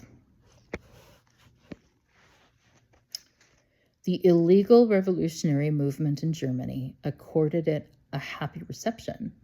For years, it served as a source of contact with the German anti-fascist movement. The fascists banned the book in 1935, together with all literature on political psychology. Excerpts from it were printed in France, America, Czechoslovakia, Scandinavia, and other countries, and it was discussed in detailed articles. Only the party socialists, who viewed everything from an economic point of view, and the salaried party officials were in control of the organs of political power, did not and still do not know what to make of it. In Denmark and in Norway, for instance, it was severely attacked and denounced as counter-revolutionary by the leadership of the Communist Party. It is significant, on the other hand, that the revolution-oriented youth from fascist groups understood the sex-economic explanation of the irrational nature of the racial theory. The Hitler fucking youth got it. So, this is one of the reasons. When you're young, your body and therefore your mind isn't as armored and has more access to the natural flows of life. And so, at least me as a teenager, my sense of right from wrong and my sense of obligation to act upon it was like critical. And so when these kids are in college, for example, learning about all of this shit, and they have access to that flow and the passion and fervor, acting in favor of life is a good thing. They may be misguided. One of the things I complain about is that the young activists of today often don't consult the young activists of yesterday. They don't consult their elders. I was fortunate to work at the Smith College archives, where there were archivists in residence, and one of them, Loretta Ross, who coins the term reproductive justice, she was one of them. I think now she's on the adjunct faculty or something. She started out as a physicist. She let go of her science career because this is more important. She's really fucking smart. And she's Black. So, like that, coming up through that whole time, the second wave of feminism and the civil rights movement, all of that. I mean, so what I've seen in my limited experience with seasoned activists, not just Loretta Ross, but others that were there, I've met Gloria Steinem too, and she's a love, a ray of sunshine, beautiful. Like, she's not, these activists in residence, they're like, they've studied change through their experience, like how to create change. They have been committed to it, worked on it, changed they know things that young people today do not, especially as our histories are being erased and modified. That was something I experienced in my family too, with dictator George, who is currently in the last phases of Alzheimer's, and an absolute joy to be around. Alzheimer's killed off the abuser. It was not really him, and I'm really clear on that now. So forgive me when I've never hated my father, but he, in so many ways, almost killed me and all of us. It was, and my mom physically, he almost, it was, quite an education. So, what was I talking about? Activists. I forget where I was going with that. Sorry, but I want. The cutting off of history. So George would rewrite history, and really seemed like he believed his own. Like, you'd be like, "Hey, yesterday you said X, Y, Z." And he'd be like, "I never said. How dare you say I would never do any such thing." I mean, I could give you the list of all of those things, and it's such a mind fuck to not have access to a shared account of the facts. Like, I don't even know if it's worth it looking at the news. Like, one of the fantasies I have is creating a course on media literacy and how to fact check, how to find primary sources, how to evaluate primary sources. Just because it's primary doesn't mean it's right. How do you evaluate, like all things critical thinking, which is really important. Again, like Peter, my seeing mentor, he talks about the necessity of the fluidity of attention.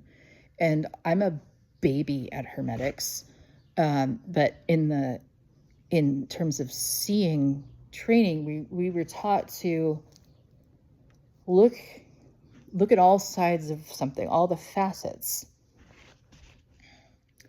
including looking at it up close and very, very far away, like in different contexts of time and space, because with recontextualization, meaning changes. So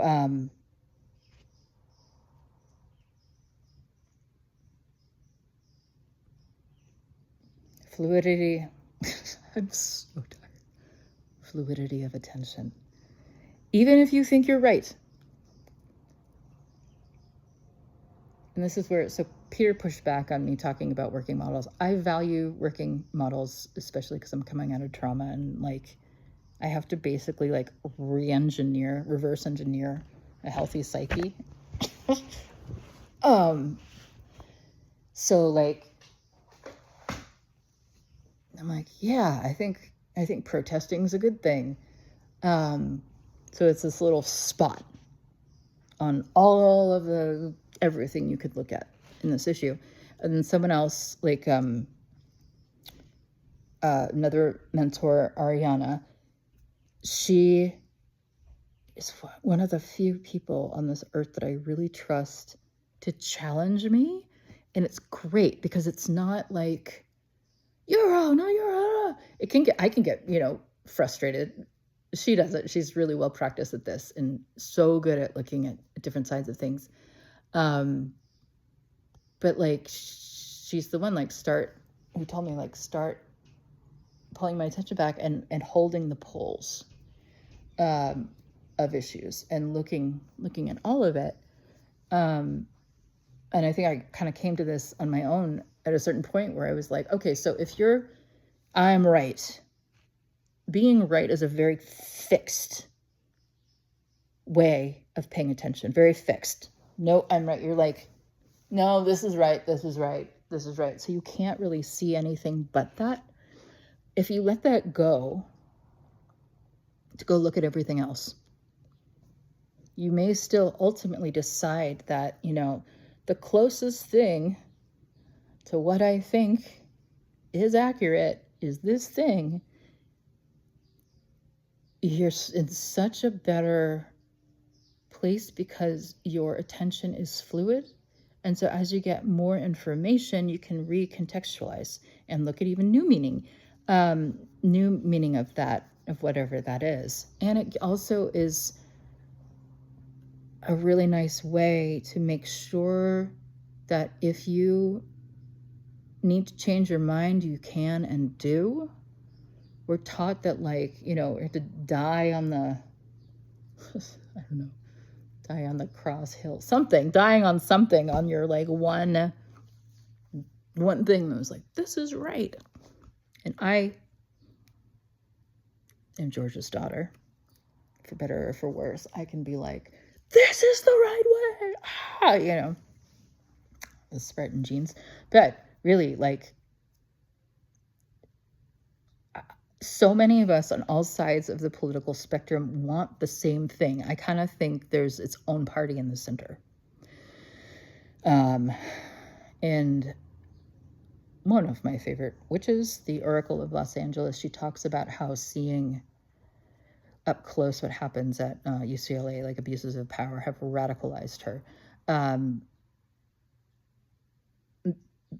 There's that to me, I think she's using that word differently about maybe pushing out to the sides, but it also, the way that she works and who she is, to me, relates very much to, in the role of a witch, the role of a medicine woman,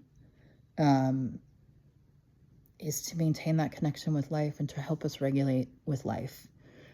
And so as she does her work with nature, with God, with her witch work, her medicine woman work, as she's looking at what's going on in politics. And politics is I don't know, politics really seems to be like this sterilization of what actually happens. It's easy to talk. We know this. Like, you look on your phone and you see babies charred in Gaza. Meanwhile, you hear someone, you know, on the news talking about why it's the right thing to do in the driest, normal voice. It doesn't make any sense. Anyway.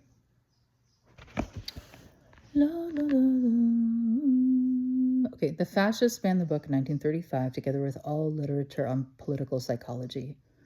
Excerpts from it were printed in French, blah, blah, blah. Only the party's socialists, who viewed everything from an economic point of view, and the Salvary Party officials were in control. Oh, yeah, it was the fascist kids who got it.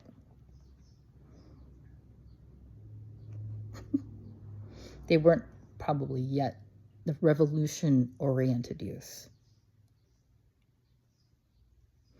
In 1942, an English source suggested that the book be translated into English. Thus, I was confronted with the task of examining the validity of the book 10 years after it was written. The result of this examination exactly reflects the stupendous revolution in thinking that had taken place over the course of the last decade. It is also a test of the tenableness of sex economic sociology, which is his work, sex economy. It's that root connection to life, to our biological rhythms. And its bearing on the social revolutions of our century. I had not had this book in my hands for a number of years. As I began to correct and enlarge it, I was stunned by the errors in thinking that I had made 15 years before, by the revolutions in thought that had taken place, and by the great strain the overcoming of fascism had put on science. To begin with, I could well afford to celebrate a great triumph. The sex economic analysis of fascist ideology had not only held its own against the criticism of the time, its essential points were more than confirmed by the events of the past 10 years. It outlived the downfall of the purely economic, vulgar conception of Marxism with which the German Marxist parties had tried to cope with fascism. That a new edition is called for some 10 years after its initial publication. We're going on almost 100 years now. Still holds up. After its initial publication, speaks in favor of mass psychology of fascism. None of the Marxist writings of the 1930s whose authors had denounced sex economy could make such a claim. My revision of the second edition reflects the revolution that had taken place in my thinking. Around 1930, I had no idea of the natural work democratic relations of working men and women. The inchoate sex economic insights into the formation of the human structure were inserted into the intellectual framework of Marxist parties.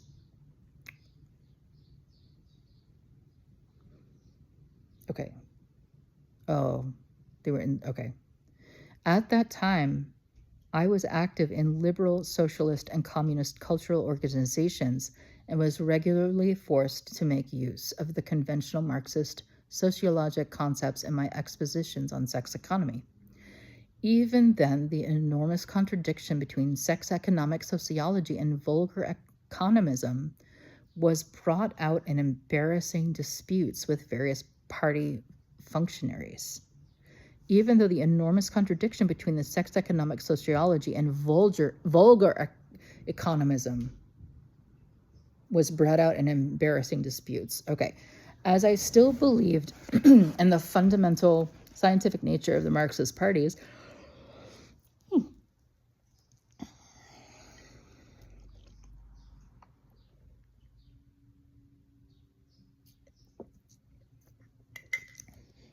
I'm actually an elf, so I get to comment on humans all I want. Is she kidding? Is she serious? I don't know. I really would love to know what Reich would have thought about that. So to the new Marxist party, Marxism. It was difficult for me to understand why the party members attacked the social efforts of my medical work most sharply, precisely when masses of employees, industrial workers, small businessmen, students, etc., thronged to these sex economic organizations to obtain knowledge of living life. I shall never forget the, quote, red professor from Moscow who was ordered to attend one of the lectures in Vienna in 1928 to advocate the party line against me. Among other things, this professor declared that the Oedipus complex was all nonsense.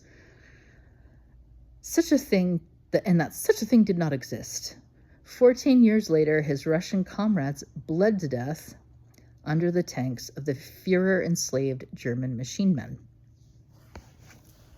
Yeah, beware of people who dismiss, like, this happens a lot with men and women, like, oh, that, there's, that's nonsense. You don't have any ability to comment on that unless you've actually taken a look at it. And I'll probably say, that's nonsense sometimes. And you can be like, Julia, do you actually know what it is? Like, oh, thank you. Or maybe I'll just roll my eyes. I don't know. So, okay. No.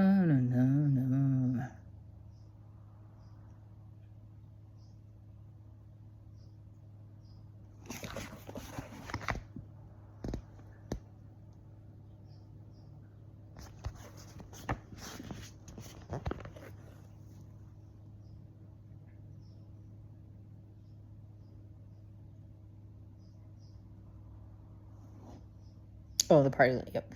One should certainly have expected parties claiming to fight for human freedom. Human freedom. We all want it. We don't even know what freedom is. To be more than happy about the effects of my political and psychological work. Right. You would have expected them to be like, hey, thank you for figuring this out for us. As the archives of our institute convincingly show, the exact opposite was the case. The greater the social effects of our work on mass psychology, the harsher were the countermeasures adopted by the party politicians. As early as 1929 to 30, Austrian social democrats barred the doors of their cultural organizations to the lecturers from our organization. In 1932, notwithstanding the strong protest of their members, the socialist as well as communist organizations prohibited the distribution of the publications of the publishers for sexual politics. I'm like, could you have just called it something maybe a little bit different so people's deep issues with sex didn't just get activated when they saw this? Okay, so, which was located in Berlin. I myself was warned that I would be shot as soon as the Marxists came to power in Germany. That same year, the communist organizations in Germany closed the doors of their assembly halls to physicians advocating sex economy. This, too, was done against the will of the organization's members.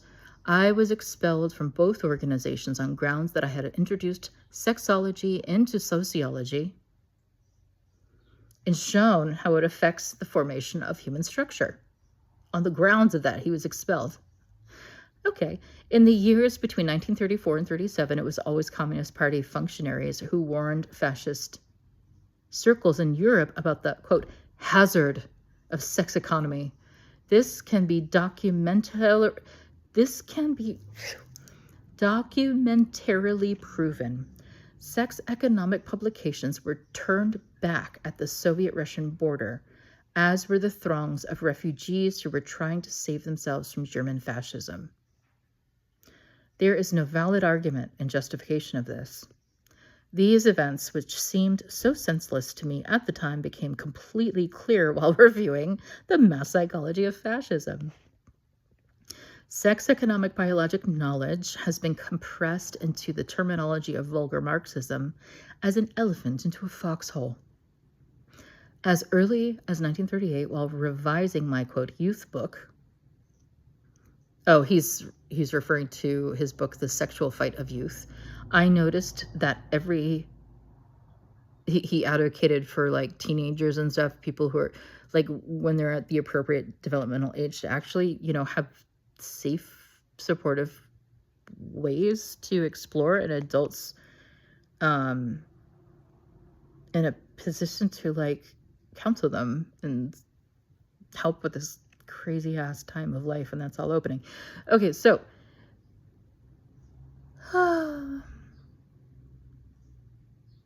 I noticed that every sex economic word had retained its meaning after 8 years, whereas every party slogan I had included in the book had become meaningless.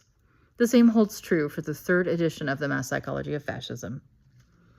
It is generally clear today that fascism is not the act of a Hitler or a Mussolini, but that it is the expression of the irrational structure of mass humans, mass man, humans. Yes, it is an expression of all of us.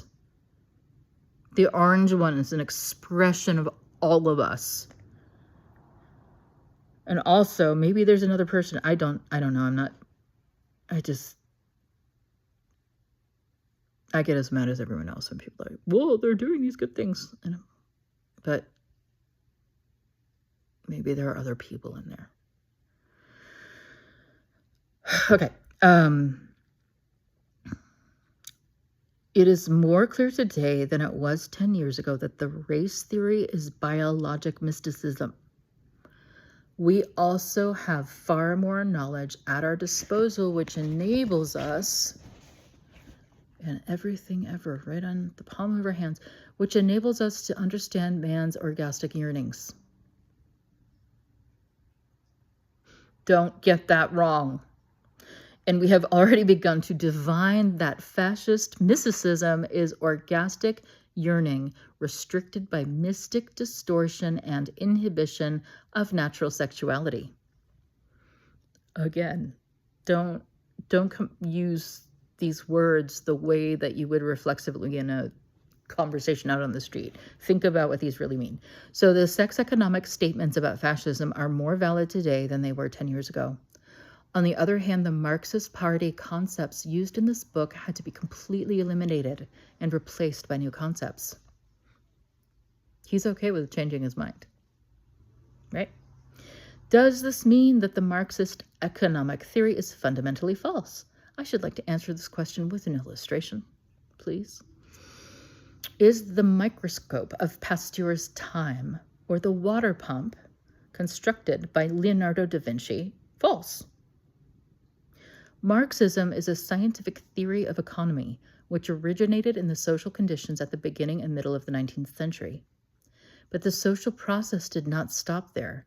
It continued into the totally different process of the 20th century. In this new social process, we find all the essential features that existed in the 19th century. Just as we rediscover the basic construction of the Pasteurian microscope in the modern microscope, or Da Vinci's basic principle in modern water supply. Yet neither the Pasteurian microscope nor Leonardo da Vinci's pump would be of any use to anybody today. They have become outdated as a result of the totally new processes and functions corresponding to a totally new conception and technology. The Marxist parties in Europe failed and came to naught. I don't derive any malicious joy from saying that. Because they tried, and actually, he would say that kind of malicious joy is part of character distortion, probably, because they tried to comprehend 20th century fascism, which was something completely new, with concepts belonging to the 19th century. Interesting. So they tried to comprehend 20th century fascism with concepts belonging to the 19th century. They lost their impetus as social organizations because they failed to keep alive and develop the vital possibilities inherent in every scientific theory. Also, if you aren't paying attention to the moment, to seeing directly, to you use the maps for what they are, but like a map can't tell you what a tree looks like, I have no regrets about the many years I spent as a physician in Marxist organizations. My knowledge of society does not derive from books. Essentially, it was acquired from my practical involvement in the fight of masses of people for a dignified and free existence. In fact, my best sex economic insights were gained from the errors in thinking of these same masses of people, i.e., the very errors that made them ripe for the fascist plague. As a physician, I got to know the international working man and his problems in a way that no party politician could have known him. The party politician saw only the working class, which he wanted to infuse with class consciousness. I saw a man as a creature who had come under the domination of the worst possible social conditions. He himself had created and bore within himself as a part of his character, and from which he sought to free himself in vain. The gap between purely economic and biosociologic views became unbridgeable. The theory of, quote, class man, on the one hand, was set against the irrational nature of the society of the animal man, on the other hand. So, like, the things we do at home, like, you bet your fucking ass that the behavior, the sexual misconduct matters. It matters. The sexual misconduct of leaders matters. Not because of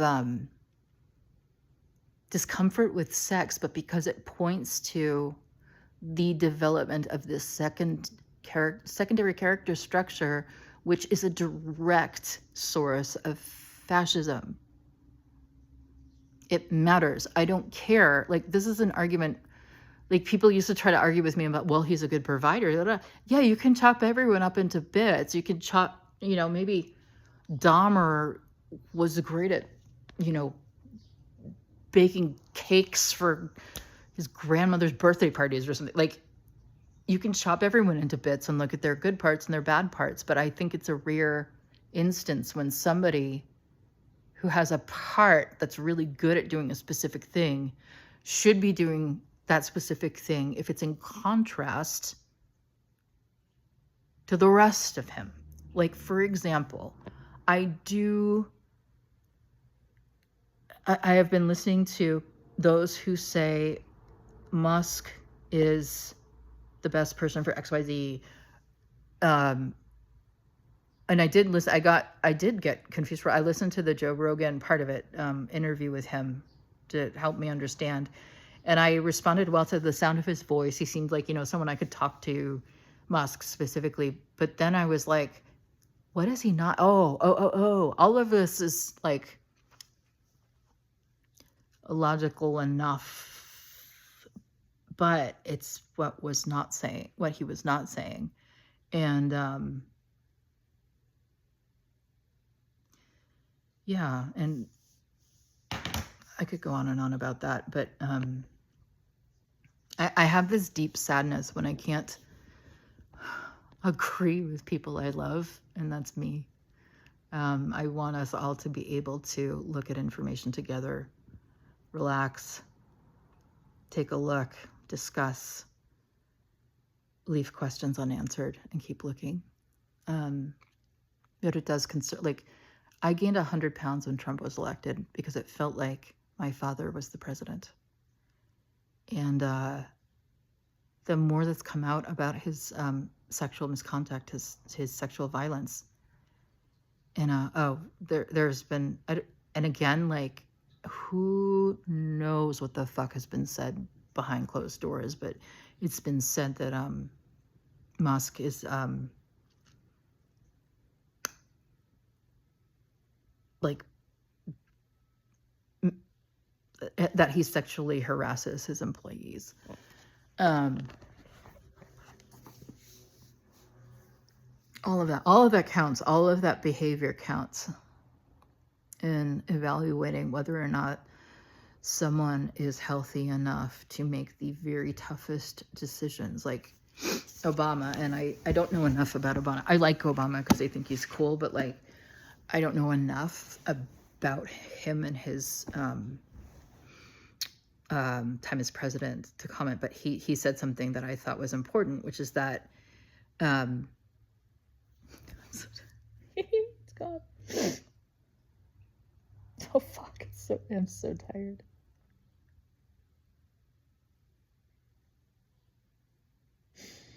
What did you say?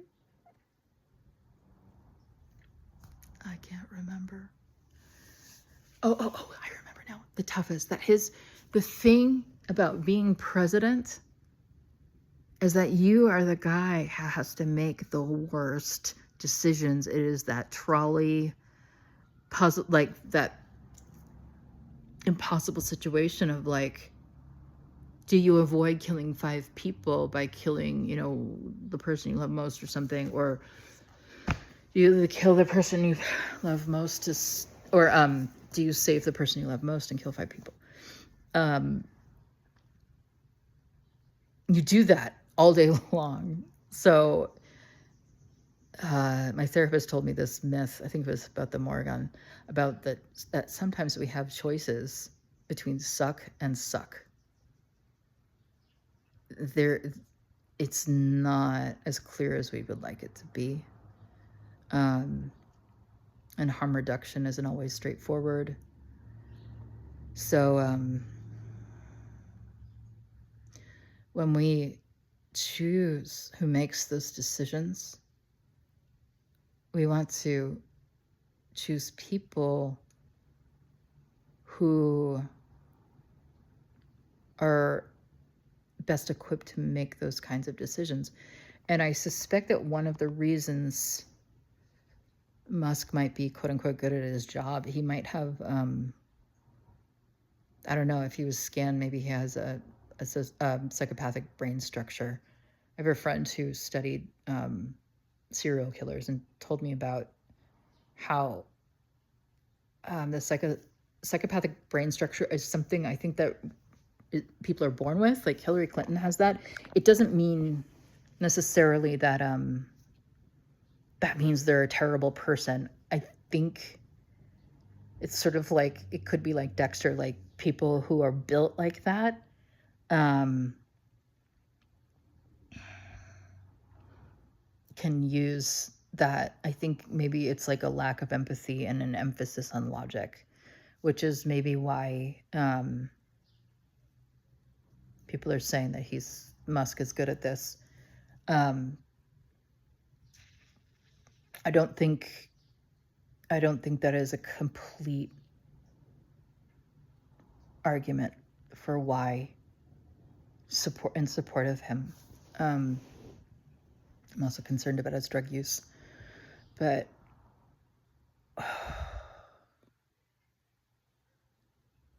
and anytime you need something from your audience, it's problematic. Ruby Rose Fox has a great, I'm so envious that she did this. She figured out that performers end up getting into serious burnout situations if they have consistently performed from a place of need instead of being rooted in a place of being the tuning fork, being the, not just the giver, but the source. You know?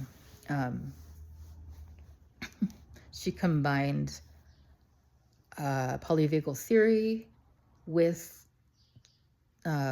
positive psychology, Csikszentmihalyi, flow state. She added on top of it, I think and like a lot of things I've read very little, but like in polyvagal theory, there's a safe and social state that's kind of like the optimum, but she added on like a play, like a creative play state that comes from Csikszentmihalyi, and says that if we learn, and this is me to a T, if we learn that performance gets us love, like for me, academic, I thought, I thought I was really loved, but I also look back and like, I was a high performer to protect myself a lot. And things went to shit when I could not deny my needs anymore in favor of that performance output. But I was also a performing artist. And like, if you have learned that performing gets you love more than just being yourself, you will not develop the safe and social state that allows you to create bonds with people, which is so related to what Reich talks about and was a revelation for me, because for so long, I mean, not only feeling like I was trapped behind a pane of glass, like optically, it was like dissociation was decades of this, feeling like everything's two-dimensional and I'm trapped behind a pane of glass. And also that I have no idea how any of those people work out there. I still struggle with this, like how to bond in a healthy way, because I didn't have that safe and social state wired into my nervous system as a resource. So I'm developing it now at 48 years old, which is why I've frequently wanted to careen off a bridge and give myself back to Gaia, because she knows what the fuck is up. So my body, but I'm not, I'm staying here. Where were we? Here's Oscar. We're almost done. I have no idea if anyone's going to listen to this, but you know what? I'm doing what I need to do. Just whatever. Okay. Ooh, Trotskyan. Everyone knows today that Marxist economic ideas have more or less... Okay, here it is. The gap between purely economic and biosociologic views became unbridgeable. The theory of class man, on the one hand, was set against the irrational nature of the society of the animal man, on the other hand. Everybody knows that the dice are loaded, and that today that Marxist economic ideas have more or less infiltrated and influenced the thinking of modern man. Yet very often individual economists and sociologists are not conscious of the source of their ideas. Reich has infiltrated everything. The Golden Dawn has influenced everything. The Jung has influenced, like, we don't even know where these things come from in us.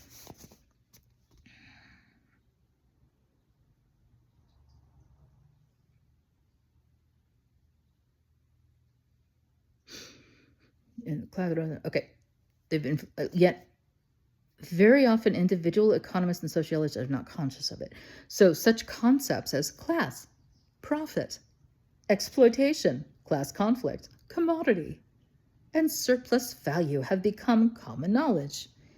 For all that, today there is no party that can be regarded as the heir and living representative of the scientific wealth of Marxism.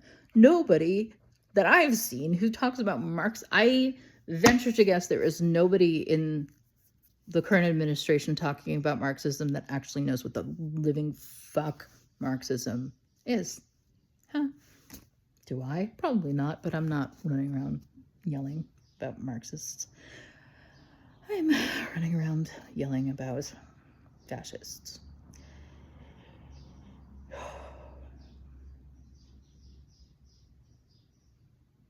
Right.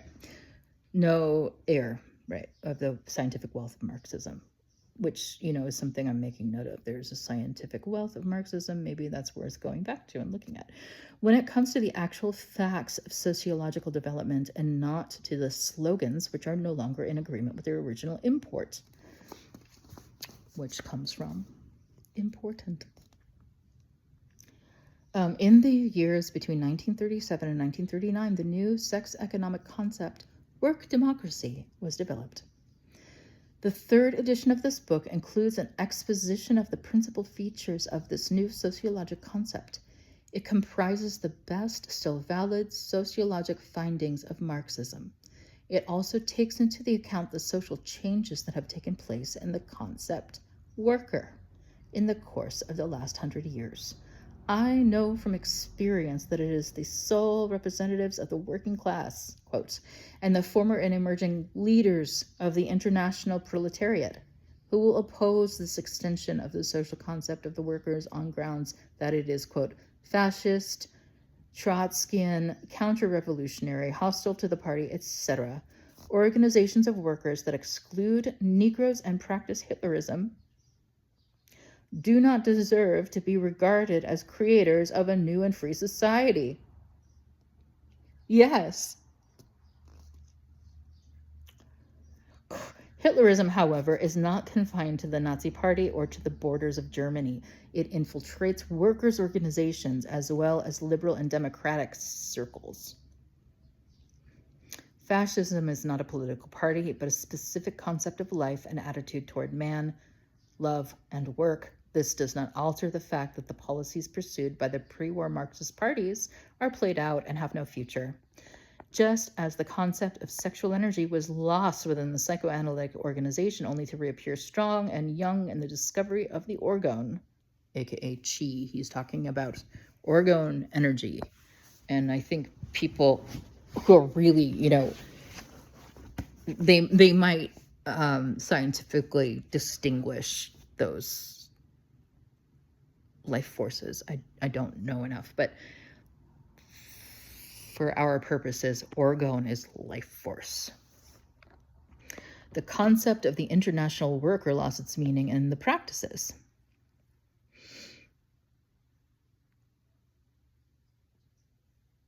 Of Marxist parties, only to be resurrected within the framework of sex economic sociology.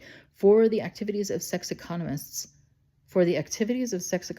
are possible only within the framework of socially necessary work and not within the framework of reactionary, mystified, non-working life. Sex economic sociology was born from the effort to harmonize Freud's depth psychology with Marx's economic theory. This is what I wanted to harmonize Freud and Jung and Reich. Instinctual and socioeconomic processes determine human existence, but we have to reject eclectic attempts to combine instinct and economy arbitrarily. Sex economic sociology dissolves the contradiction that caused psychoanalysis to forget the social factor and Marxism to forget the animal origin of man. As I stated elsewhere, psychoanalysis is the mother, sociology is the father of sex economy. But a child is more than the sum total of his parents. He is a new, independent living creature. He is the seed of the future, not an extension of your own body, George, to be controlled for life. In accord with the new sex economic comprehension of the concept of work, the following changes were made in the book's terminology. The concepts communist, socialist, class consciousness, etc., were replaced by more specific sociologic and psychologic terms, such as revolutionary and scientific. What they import is a radical, revolutionizing, rational activity, getting to the root of things. Okay. The following changes were made in the book's terminology. Okay, so the concepts communal were replaced by more specific social, revolutionary, and scientific. Okay, radical, getting to the root of things. Yay. Okay. So this takes into account the fact that today it is not the communist or the socialist parties, but in contradiction to them, many non-political groups and social classes of every political hue that are becoming more and more revolutionary, i.e. are striving for a fundamentally new rational social order. It has become part of our universal social consciousness. And even the old bourgeois politicians are saying it, that as a result of the fight against the fascist plague, the world has become involved in the process of an enormous international revolutionary upheaval that is still continuing 100 years later. And then I lost my place.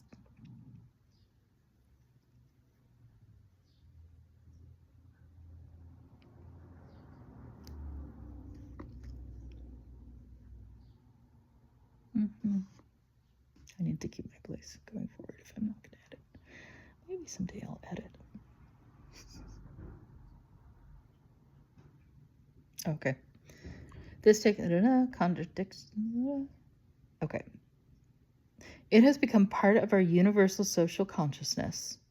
And even the old bourgeois politicians are saying it, that as a result of its fight against the fascist plague, the world has become involved in the process of an enormous international revolutionary upheaval. The words proletariat and proletarian were coined more than 100 years ago to denote a completely defrauded class of society, which was condemned to pauperization on a mass scale. I think it's pauper like a poor person, P-A-U-P-E-R, so I think it's poverty. To be sure, such categories still exist today, but the great-grandchildren of the 19th century proletariat have become specialized, technically highly developed, indispensable, responsible industrial workers who are conscious of their skills. The words class consciousness are replaced by consciousness of one's skills or social responsibility.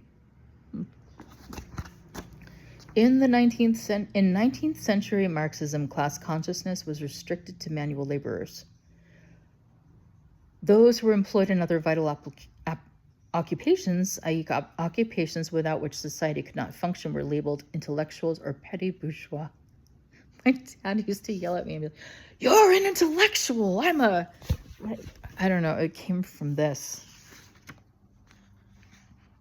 He really was like the embodiment of something we're dealing with. Is he workers? I don't know. I don't know why he was spouting Marxism. Okay. The labor proletariat. Please tell me we're almost done because I'm going to fall asleep. Okay, and you probably are asleep. So the schematic and no longer applicable juxtaposition played a very essential part in the victory of fascism in Germany. The concept of class consciousness is not only too narrow. It does not at all tally with the structure of the class of manual workers. For this reason, industrial work and proletariat were replaced by the terms vital work and the working man. These two terms include all those who perform work that is vital to the existence of society. In addition to the industrial workers, this includes the physician, teacher, technician, laboratory worker, writer, social administrator, farmer, scientific worker, etc. This new conception closes a gap that contributed in no small way to the fragmentation of working human society and consequently led to fascism, both the black and red variety. Owing to its lack of knowledge of mass psychology, Marxist sociology set bourgeois against proletariat. This is incorrect from a psychological viewpoint. The character structure is not restricted to the capitalists. It is prevalent among the working men of all occupations. There are liberal capitalists and reactionary workers. There are no class distinctions when it comes to character. There are no class distinctions when it comes to character. There are no political distinctions when it comes to character. Okay.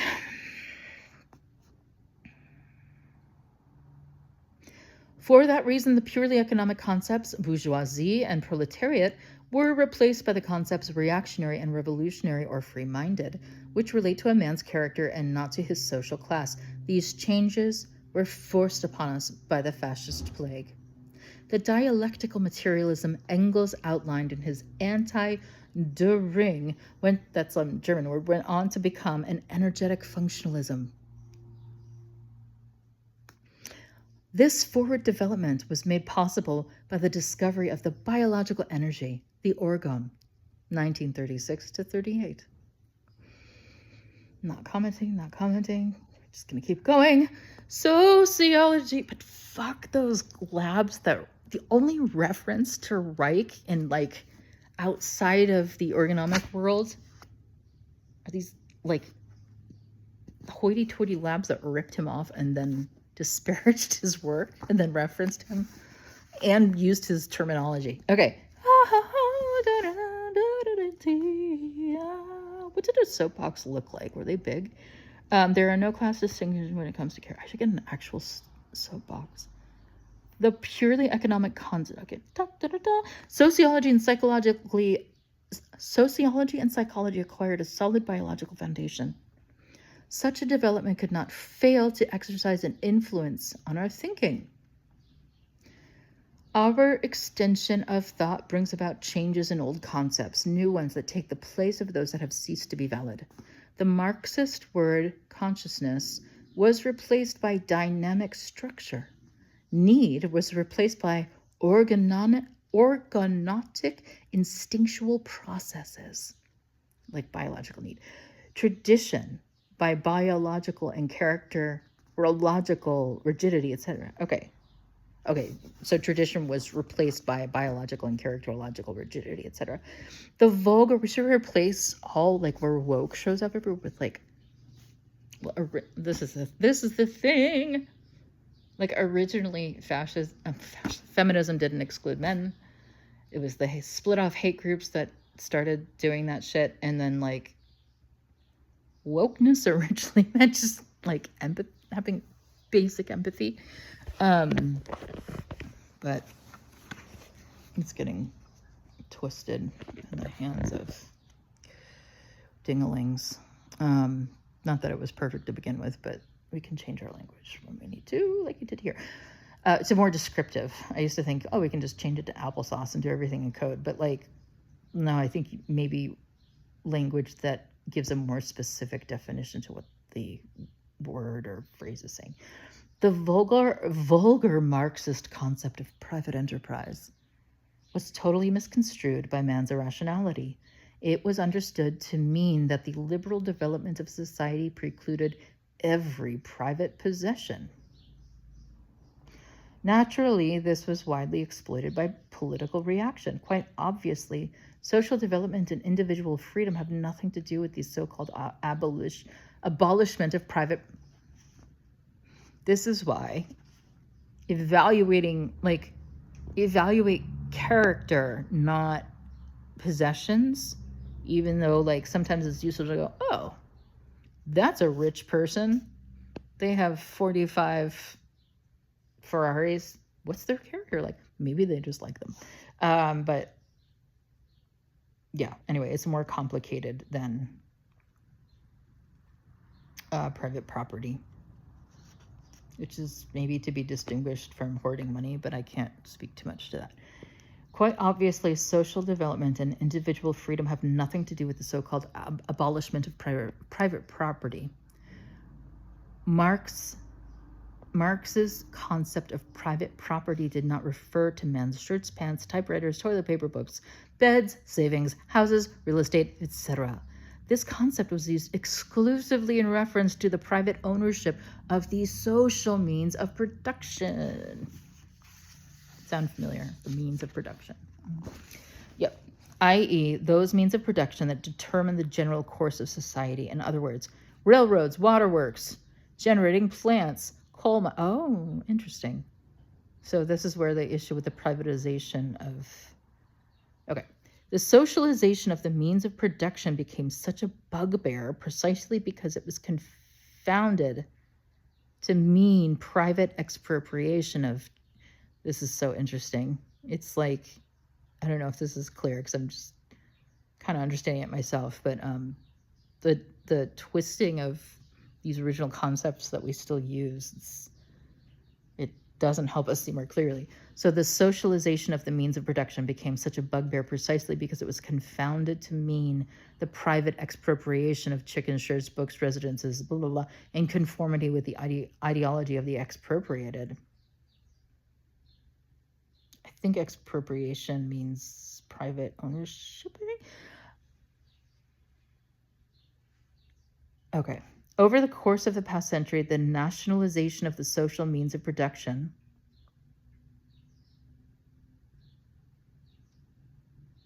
Okay, so I'm getting confused because I was thinking of social like society, but it's like how we produce things as a society, I think.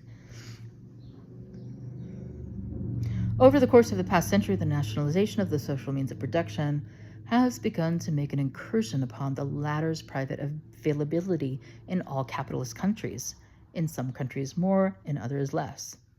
Oh, the nationalization of social means of production. Okay, it's not a straight, it's not easy to predict what the impact is because it can, the latter.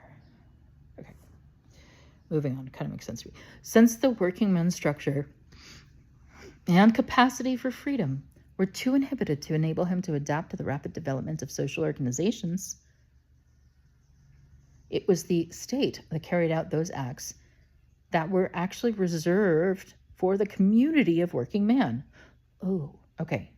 As for Soviet Russia, the alleged citadel of Marxism, it is out of the question to speak of the socialization of the means of production.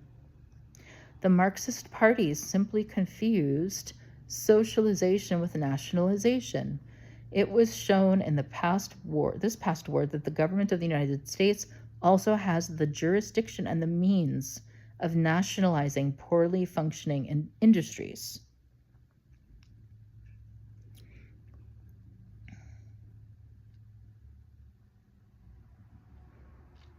I'm going to have to understand this a little more.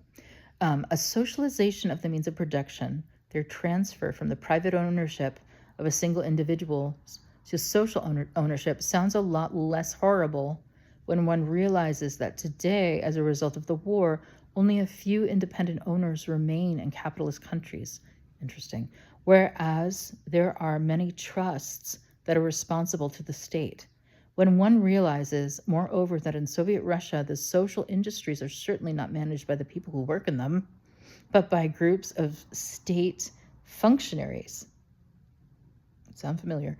The socialization of the social means of production will not be topical or possible until the masses of working humanity have become structurally mature, i.e., conscious of their responsibility to manage them. Okay. The overwhelming majority of the masses today is neither willing nor mature enough for it.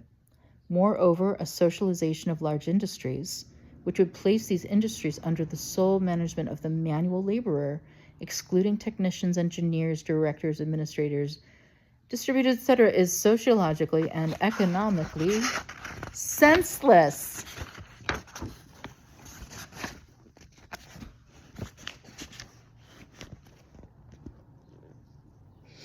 Today, such an idea is rejected by the manual laborers themselves. If that were not the case, Marxist parties would already have conquered power everywhere. This is the most essential sociological explanation for the fact that more and more the private enterprise of the 19th century is turning into a state capitalist planned economy.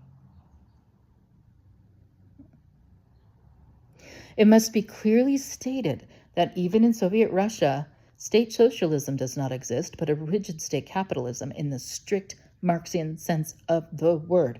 According to Marx, the social condition of capitalism does not, as the vulgar Marxists believe, derive from the existence of individual capitalists, but from the existence of the specific, quote, capitalist modes of production, It derives, in short, from the exchange economy and not from use economy, from the paid labor of masses of people, and from the surplus production, whether the surplus accrues to the state above the society or to the individual capitalist through their appropriation of social production. In the strict Marxian sense, the capitalist system continues to exist in Russia, and it will continue to exist as long as masses of people are irrationally motivated and crave authority as they are and do at present. I have learning there. So, the sex economic psychology of structure adds to the economic view of society as a new interpretation of man's character and biology. The removal of individual capitalists and the establishment of state capitalism in Russia in place of private capitalism did not affect the slightest change in the typical helpless, subservient character structure of masses of people. Moreover, the political ideology of the European Marxist parties was based on economic traditions that were confined to a period of some 200 years, from above the 17th to the 19th century, during which the machine was developed. 20th century fascism, on the other hand, raised the basic question of man's character, human mysticism, and craving for authority, which covered a period of some 4,000 to 6,000 years. Here, too, vulgar Marxism sought to ram an elephant into a foxhole. The human structure with which sex economic sociology is concerned did not evolve during the past 200 years. On the contrary, it reflects a patriarchal authoritarian civilization that goes back thousands of years. Indeed, sex economy goes so far as to say that the abominable excesses of the capitalist era of the past 3,000 years, predatory imperialism, defraudation of the working man, racial subjugation, etc., were possible only because the human structure of the untold masses who had endured all this had become totally dependent upon authority and capable of freedom and extremely accessible to mysticism, which again is a form of delusion.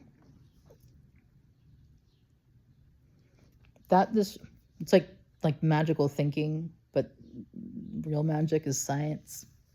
Just make sure you know the differences of these words. That this structure is not native to man, but was inculcated by social conditions and indoctrination, does not alter its... That the structure was not native to man, but was inculcated by social conditions and indoctrination, does not alter its effects one bit, but it does point to a way out, namely restructurization. If being radical is understood to mean getting to the root of things, then the point of view of sex economic biophysics is, in the strict and positive sense of the word, infinitely more radical than that of the vulgar Marxist. And I love that he sounds cocky, except that that's the way he is. He's a really good scientist. I love his I had a printout of his rules for good research for a while. It's really, really good. And in the book, The Function of the Orgasm, by the end, you're like, oh, he's like, I can't say anything other than this is what I see. And you got to respect him for it. He can't see anything other than this is better than vulgar Marxism. Okay. It follows from all this that the social measures of the past 300 years are so close to being done, can no more cope with the mass pestilence of fascism than an elephant, 6,000 years, can be forced into a foxhole of 300 years. Hence, the discovery of natural biological work democracy in international human intercourse is to be considered the answer to fascism. And I don't think he means intercourse sexually. I think he means relation, how we connect across humanity as a whole, I think.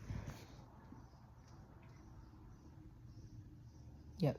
This would be true even if not a single contemporary sex economist, organ biophysicist, or work Democrat should live to see its complete realization and victory over irrationality in social life. Wilhelm Reich, Maine, August 1942. I've stayed in his cabin where he raised his kids. I've seen handwriting where he took down phone numbers. He couldn't find a piece of paper, and it's like, he stood in his lab. It's a really beautiful place, Organon. Let's read a little bit of the glossary. Oh, is the glossary short? Let's read a little bit. Bions or biopathy, anything that is... Okay, character structure. An individual's typical structure, his stereotype manner of acting and reacting. The organomic concept of character is functional and biological and not a static psychological or moralistic concept.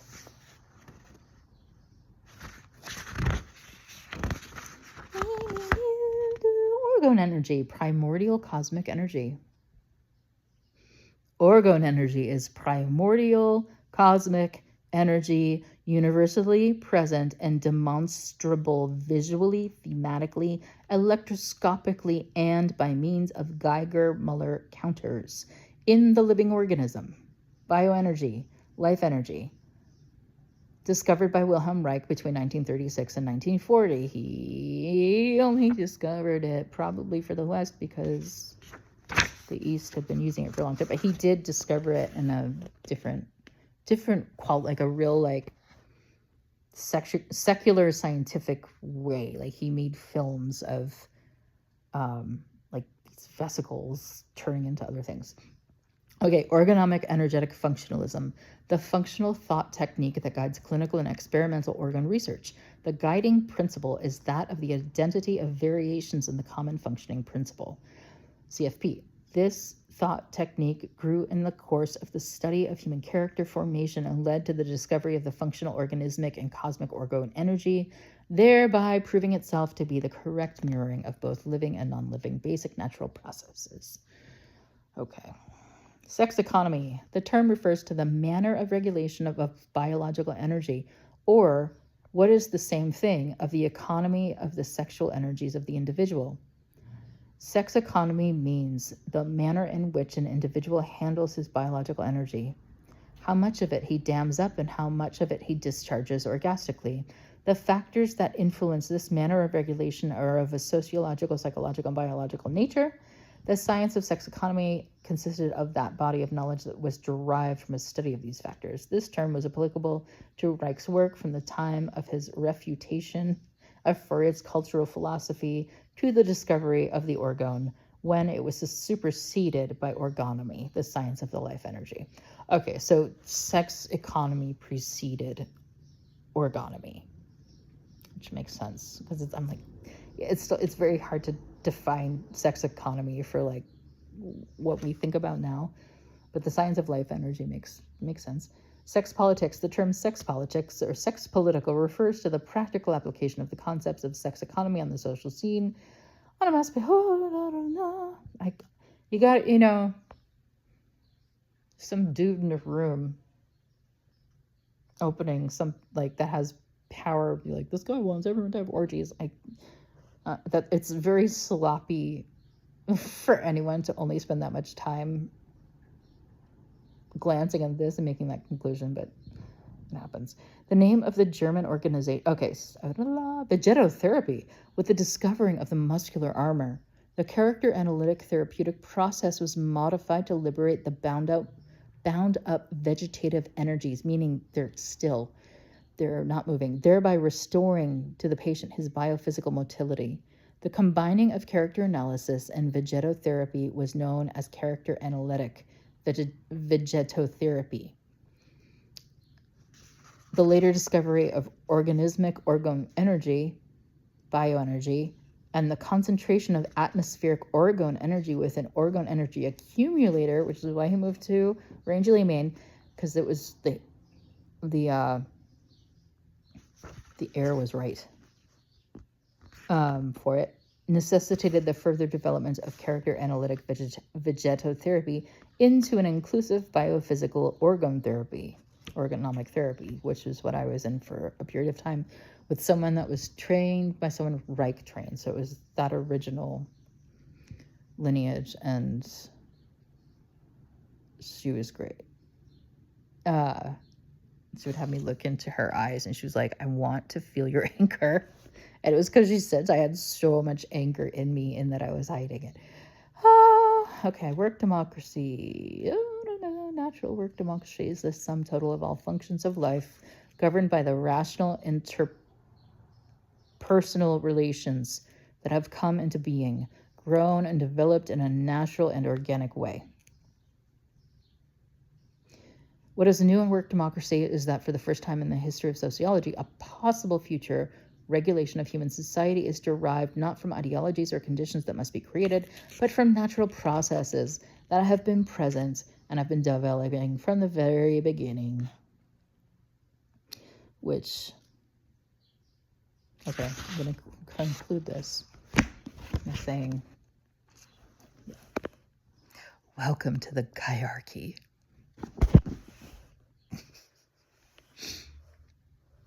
Yeah, I think